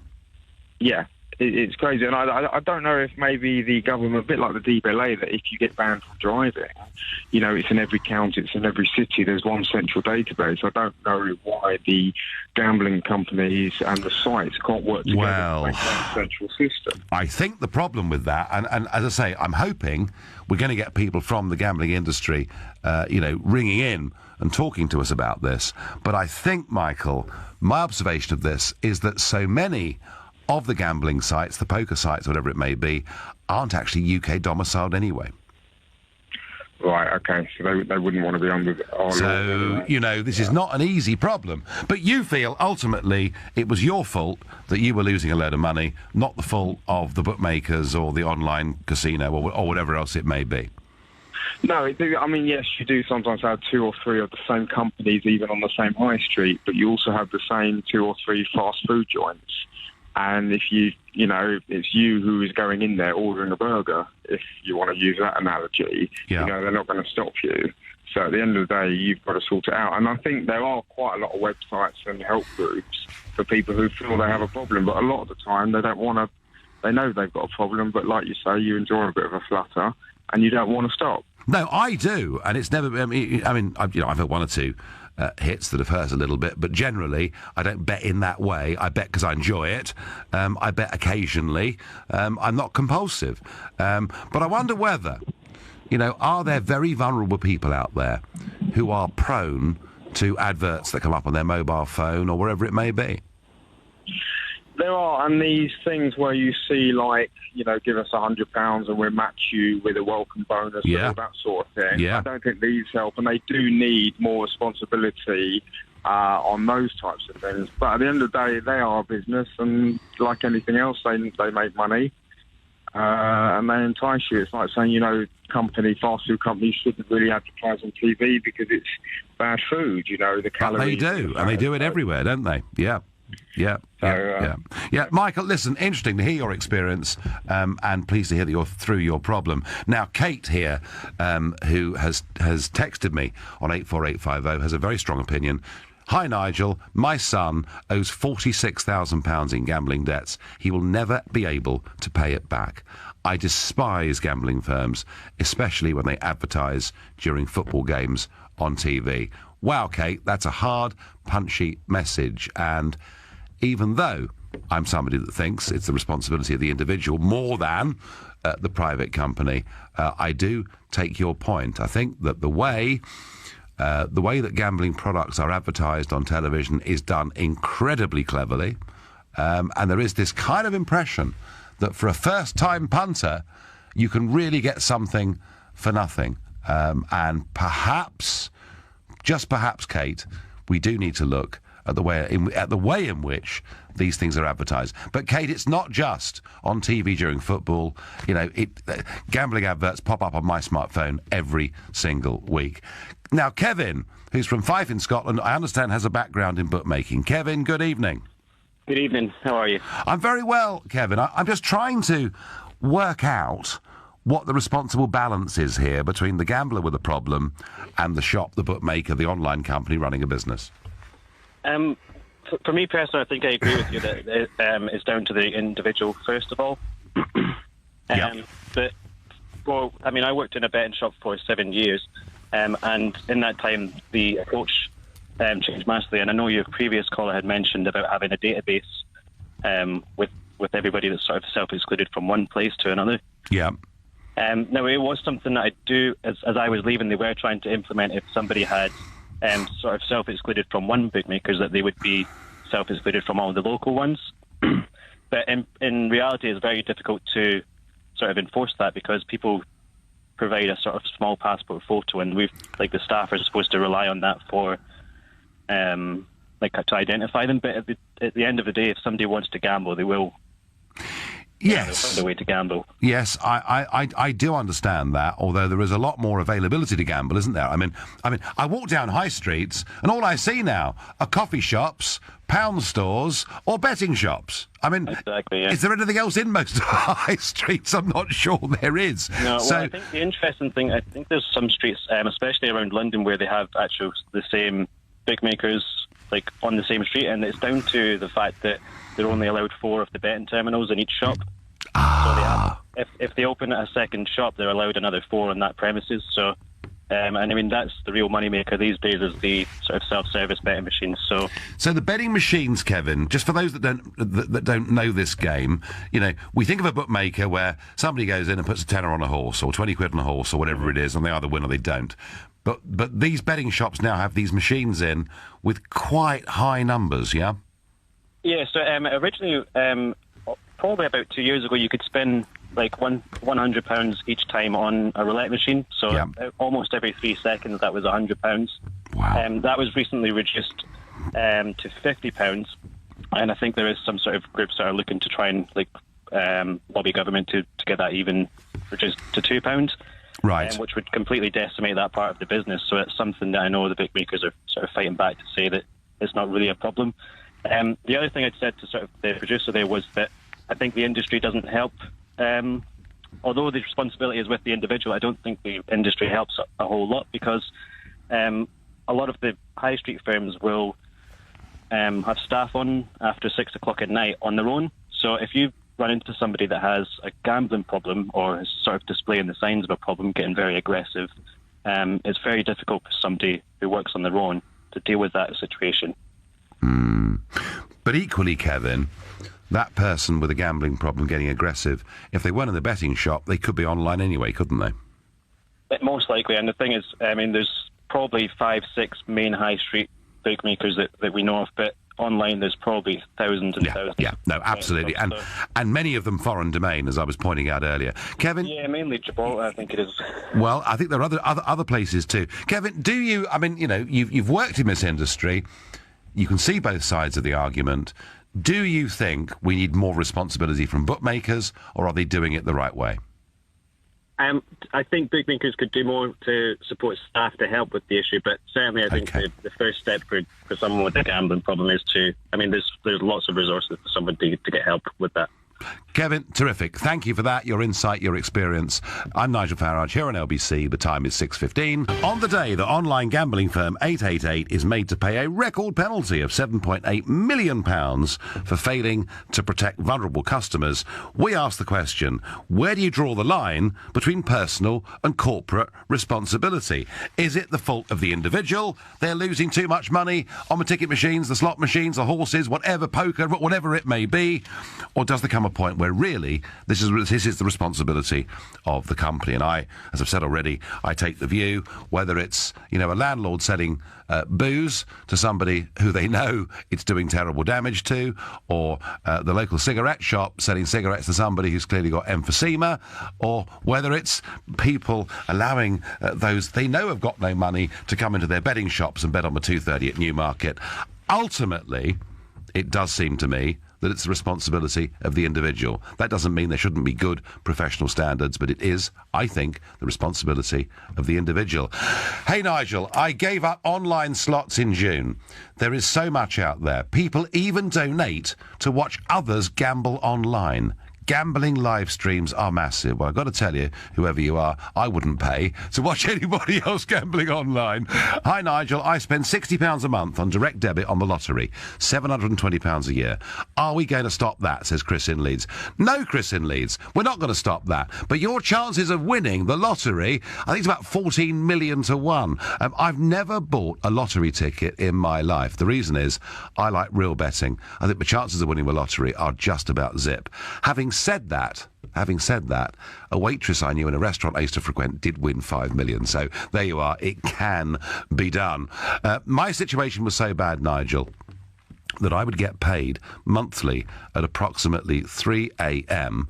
and come 5 a.m. my bank account would be empty. Gary from Ilford. Gary, it is a sad story, and I know that gambling can be a dreadful addiction. I have seen friends of mine ruined by their gambling habits. But why do I come out on the side of saying that it's more the responsibility of the individual than the company? Because ultimately, if someone's got that gambling addiction, you can ban them from every betting shop in the country, but they'll find somewhere online or round the back of the street corner to bet if they've still got the compulsive desire to do so. It's like alcoholism, it's like many other addictive problems that people have. Nick from Croydon, tell me, is this the company's responsibility or the individual's? It's the person's, Nigel. I mean, if you're a grown-up, you make grown-up choices. You make grown-up decisions. Yeah. And you either do things or don't. No one's forcing you into Ladbrokes or Coral or anyone else. I find it amazing that people want commercial organisations to stop their customers coming and buying their goods and services. It wouldn't happen in any other walk of life. LBC, for example, wouldn't exclude listeners to their shows because they're spending too much time listening to it. Greggs aren't stopping. Good point. Good point. No, Nick, it's a great point. And Greggs are selling sausage rolls to people that we would say were slightly challenged. I'm overweight, you know. Right. you know, I own up. You know, I'm not flawless, but if you are a grown-up, if you are an adult, if you want to be treated like a grown-up, an adult, then take some personal responsibility. No one's forcing you. What I would like to see happen, and I haven't seen yet, is the betting, the adverts for slots or gaming or whatever, actually showing what the percentage payout is, like fruit machines. They don't have to do that, no. I mean, Nick, look, I'm with you. I think that it is the responsibility of the individual, though I do accept there are some extreme cases where maybe we need to do something to try and protect people from themselves, although what that is, I don't know. But my observation, Nick, and you know, I know the betting industry, I know a lot of bookmakers, I know a lot of people who've been in this industry, even had a family member that was involved in this industry, so I do know about it, and the one thing I would say, and we had this point earlier made about TV advertising, a lot of the companies, when they do their adverts, they're looking for first-time business. And they're saying to people, you know, have your first bet free, have your first bet, we'll match it and add 50 quid. And I do think that perhaps the gambling industry is allowed to give an impression that you kind of get something for nothing, and maybe those adverts, maybe that, and you can argue, Nick, laissez-faire and a fool and his money are soon parted, but there is, look, let's face it, the company has some responsibility for how it markets its products, and advertising standards and all the rest of it. But ultimately, Nick, I'm with you. You know, if somebody who is grossly overweight goes into Greggs every day and loads up on sausage rolls, they're really nice too, then, you know, actually, it's up to them. Nick from Croydon, I thank you. And Nick also pointing out there could be LBC addicts out there that are listening to LBC, ringing, texting, tweeting and neglecting their work or their family. He may be right, for all I know. Tony in Bounds Green, tell me what you know about gambling. Well, I know how to lose, Nigel, put it like that. Right, and that's through bitter experience, Tony, is it?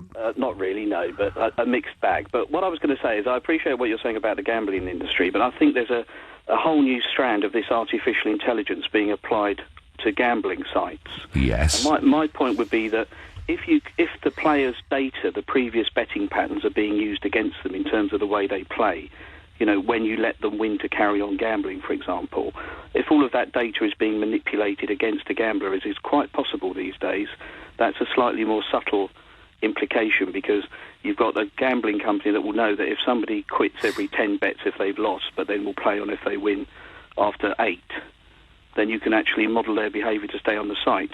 And I think there's a big difference between things like boxing or football and man-made games like bingo. Right. Where, you know, if you go into a normal casino, the casino table in roulette does not know where everybody's placed their bets as such. You know, the wheel doesn't know. But if you're playing online roulette, the website itself will know the value of each bet on each payout. Yeah. And it's almost like playing cards when you're showing the cards to the opposition. So what you can have is a table that pays out some winners. It could even pay out a huge number of small winners, but always make a profit on the table. And I'm quite surprised that I'm slightly dubious if the regulator is deep in the computer code of some of these gambling companies. So, I mean, I take your point that if we go and play roulette and, you know, there's 36 and there's the naught and the wheel spins and it finishes up pretty much where it finishes up. I totally understand that.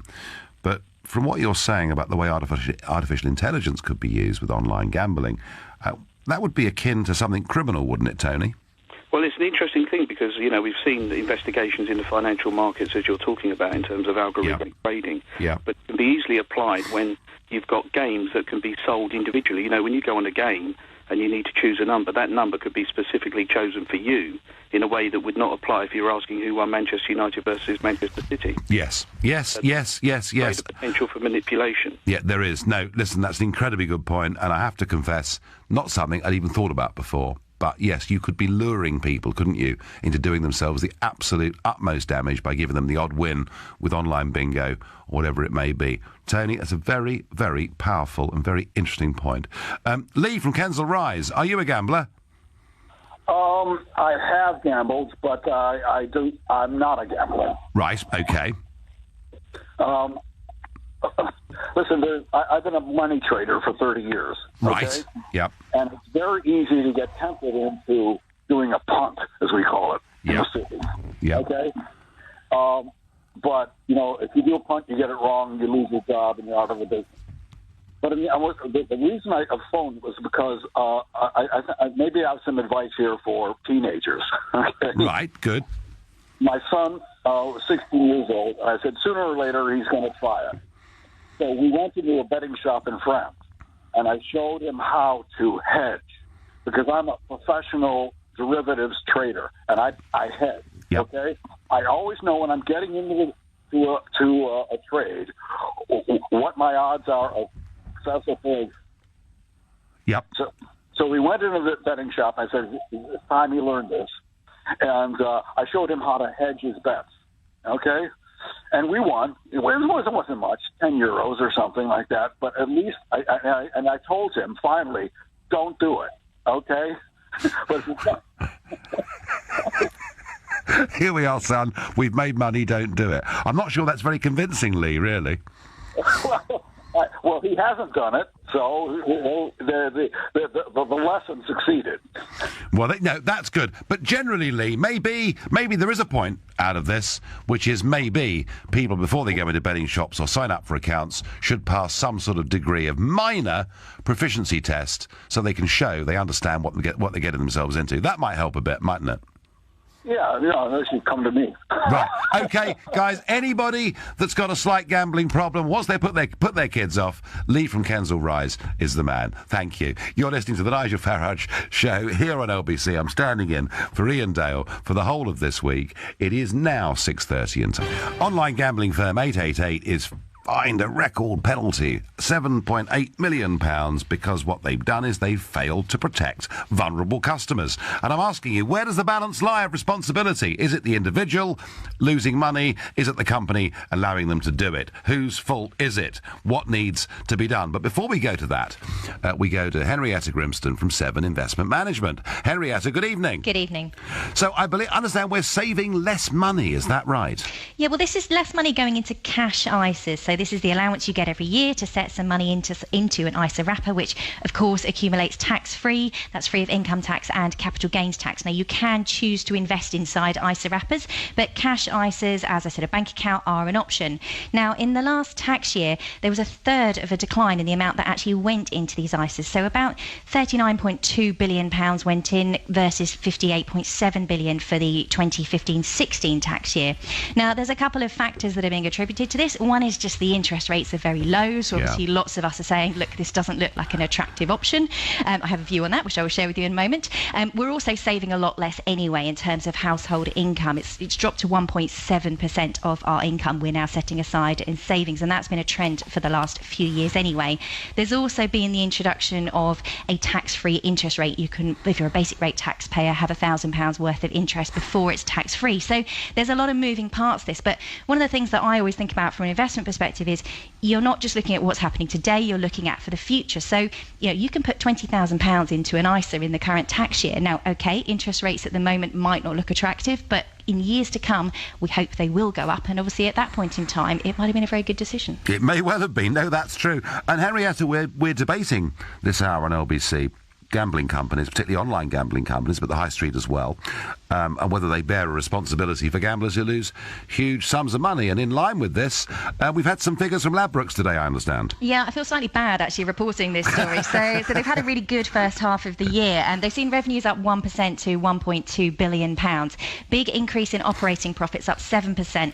That's as a result of the merger between Ladbrokes and Coral that took place last year. So they've had quite a big saving in the operating profits. But it's really the online gambling which has done very well for them in the first 6 months of the year, an 18% increase, and of course that includes gambling on the likes of mobile phones as well. So and that's the way the industry is going, isn't it? It is, yes. And I think we're seeing consolidation from some of these companies, but we're also seeing increased regulation, which of course you're talking about the fine today for 888, and I think consolidation will probably come hand in hand with that, because it's going to become more expensive for these businesses to operate in light of bigger regulation costs.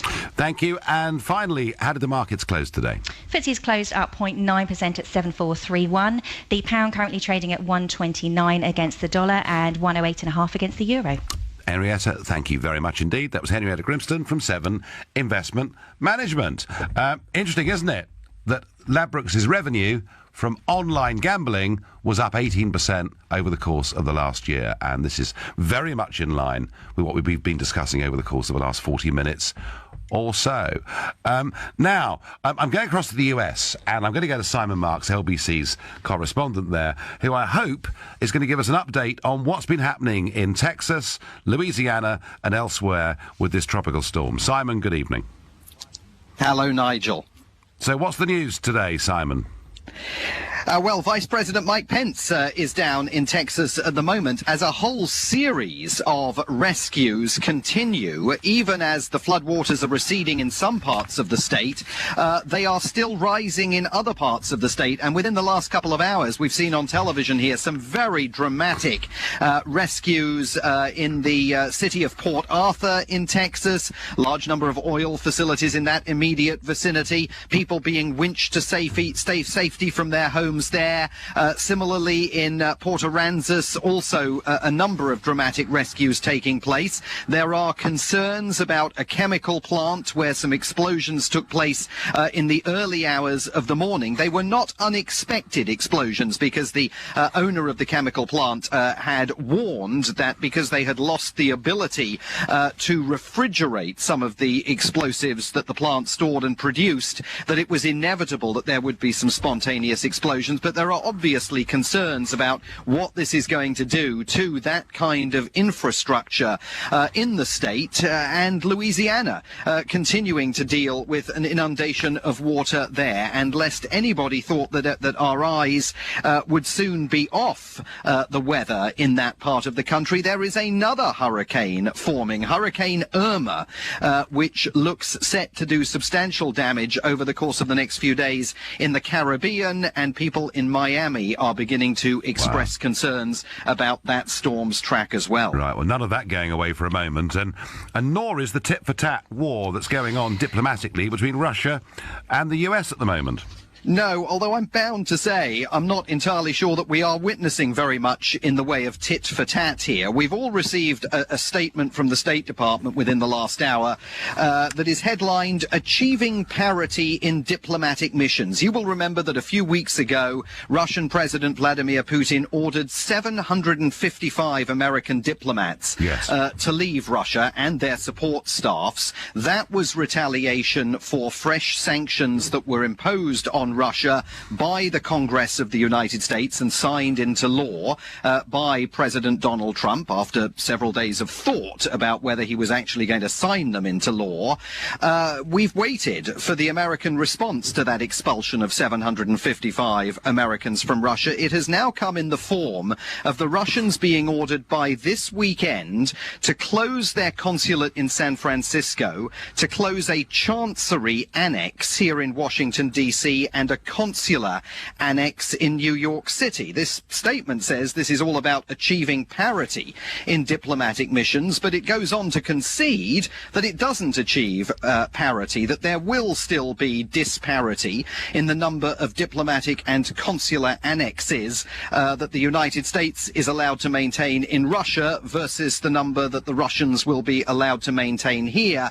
And critically, Nigel, none of these Russian diplomats working in any of those three offices that are being closed, none of them is being thrown out of the country. They are all being told by the Trump administration they can go and find work in other Russian diplomatic offices around the country. So I think we're going to see some substantially negative reaction from the president's critics to this move, given that it doesn't, in fact, appear to be in any way. So they'll say, they'll say that he's too close to Russia, too soft to Russia, and all of that whilst this investigation is going on. I think that's exactly where the criticism is going to go. And, I mean, the headlines that the administration wants us to focus on, this is all an attempt over time to achieve parity, as this statement by the State Department spokeswoman puts it.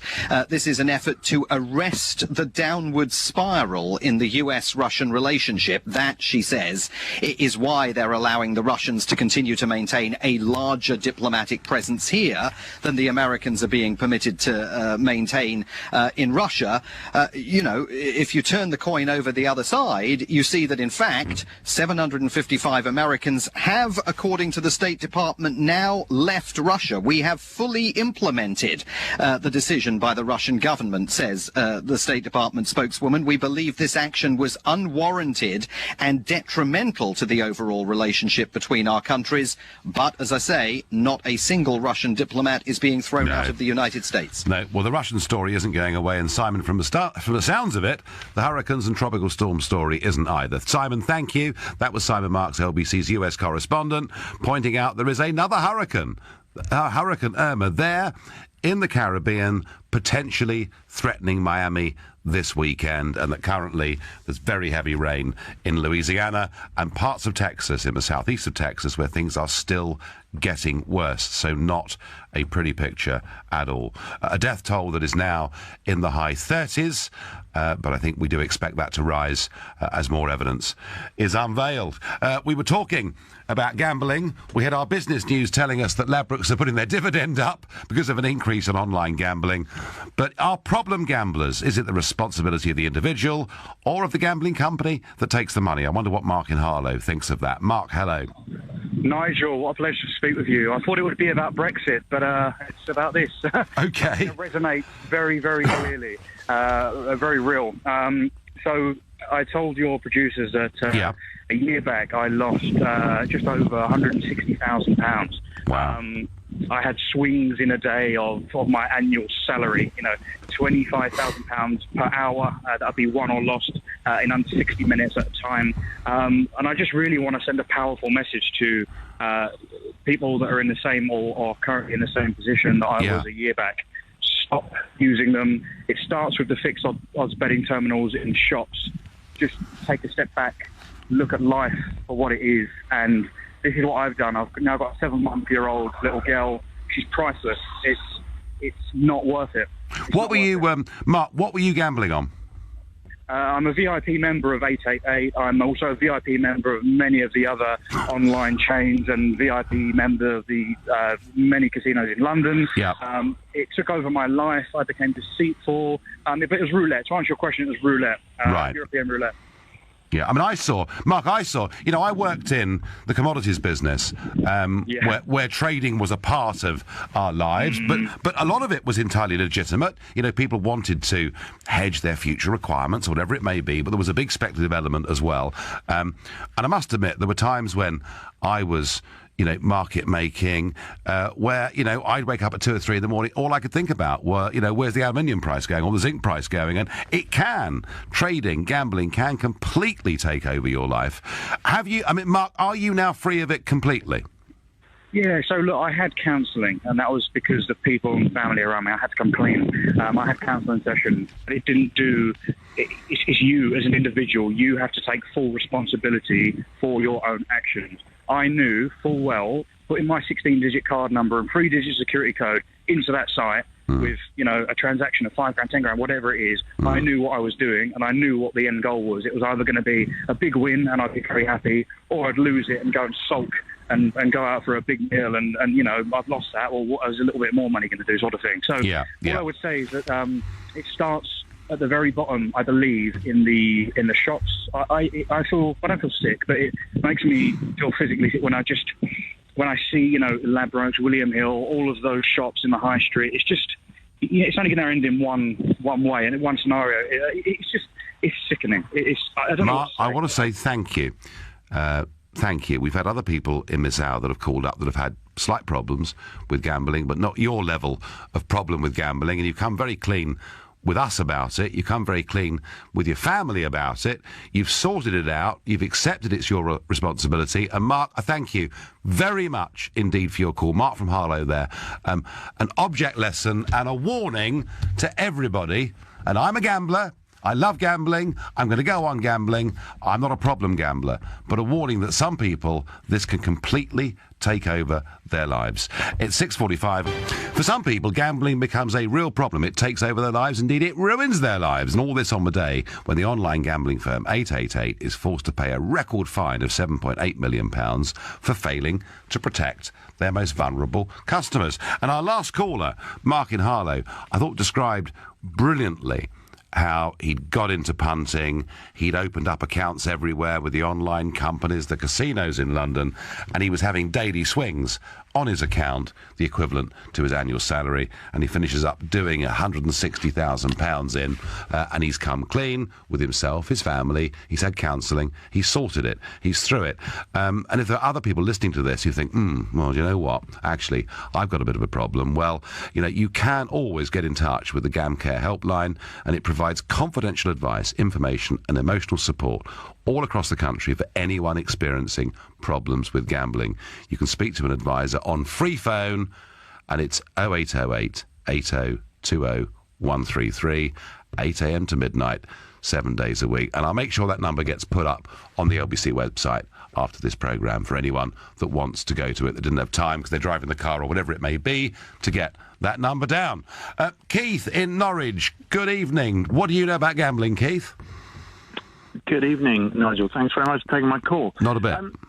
I don't know a lot about it. I'm not a gambler. Right. I've always taken the view that if there was a profit in it in the long term for the punter, then there wouldn't be such things as slot machines, gambling firms and bookies.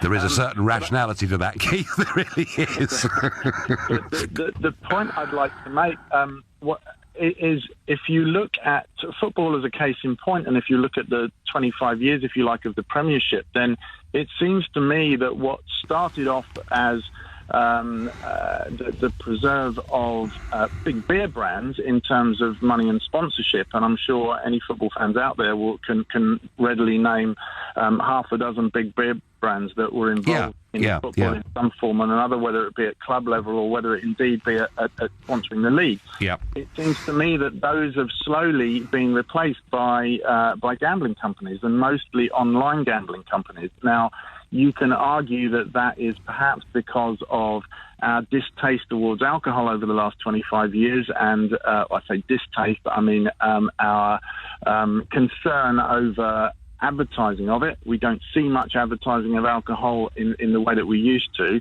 Or is it that the gambling companies are prepared to pay more for it because the internet and mobile phones have made it that much more accessible? Well, it may well be. It may well be, Keith, that there is just more of it out there, and certainly there are more bookmaking shops on our high streets than there ever were, and there is a proliferation of online gambling. So perhaps it's a function that there's just more of it, and the more of it people see, the more tempted they are to actually do it. So then, to answer the question that you posed, then maybe what we have to do is restrict the advertising of it in the way that we've restricted the advertising of tobacco and restricted the advertising of liquor, of alcohol. Because the more that you put it in front of people, the more that people then normalise it, and as opposed to 25 years ago, as I've already said, mobile phones and the internet make it incredibly easily to access. And a few years ago, Formula One motor racing teams were being sponsored by individual tobacco companies, and there's been some big changes. But Keith, you're right. And by the way, it's not just football. If you watch the golf or the cricket or whatever you watch, online gambling companies advertising, it's there, it's everywhere. And I did sort of say earlier, Keith, that whilst I do believe ultimately, we can be tempted by things, but ultimately it is the responsibility in most cases of the individual to sort this out and not the company. I did wonder, Keith, whether, and perhaps you've looked at them, whether some of these adverts slightly give the impression you can get something for nothing.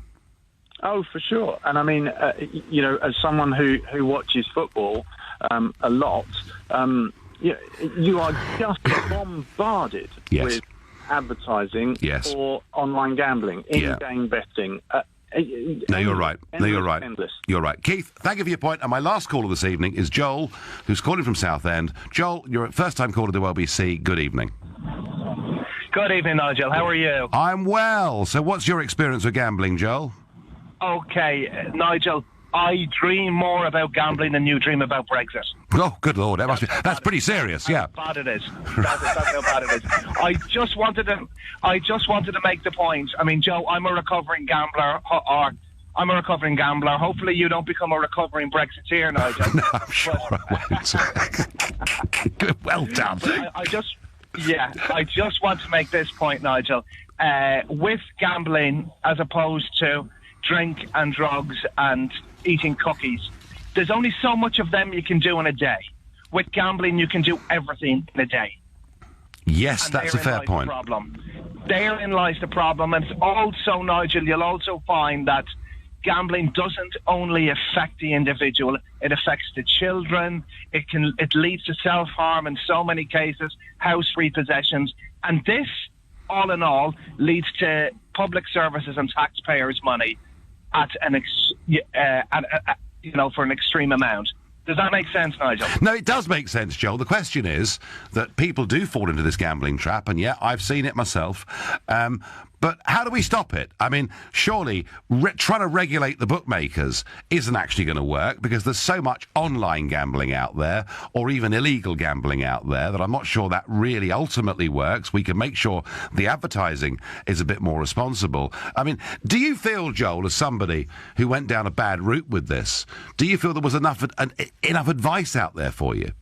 No, nowhere near it. I mean, how I started, I used to be, Nigel, I was the bookie in school. That's where I started. Okay. Actually, where I started was, my first winner I backed when I was 11 years of age. Yeah. And maybe maybe if I had a loser at 11 years of age, I would have saved. Yeah. I remember, Joel, my son, he was 18, he went to his first point-to-point. He was at university in the West Country, and he went to a point-to-point, you know, sort of winter's afternoon, and he came back, he said, Dad, it's easy. You know, I had a couple of £10 bets, I got a couple of £100 in my pocket. I thought, oh, my goodness me, this is a disaster. I wish he'd lost money. Joel, do you ultimately think that your gambling problem was your fault, or that you were enticed into it by companies and online adverts? No. My gambling problem was ultimately my fault. Yes. But it wasn't my children's fault, if that makes sense. No. Joel, it does make sense. And you're right. Like a lot of other addictions, it can wreak absolute havoc and destruction, not just on the individual, but absolutely everybody around them. And thank you, Joel, for being brave enough, for coming on the phone and talking about it. I thank you. And, yeah, I'm not sure whether my feelings about Brexit can be actually linked to addiction. I perhaps have a couple of other addictions that I'm not particularly proud of, but hey, you know what? That's life. We've all got our issues. But gambling, it is a really interesting one. It is something that can completely take over people's lives. Goodness me, I've seen it. I'm back tomorrow at 4 o'clock. Coming up at 10, it's Ian Collins, but leading Britain's conversation. Now, it's Clive Bull. You didn't frankly have the balls to put country before party.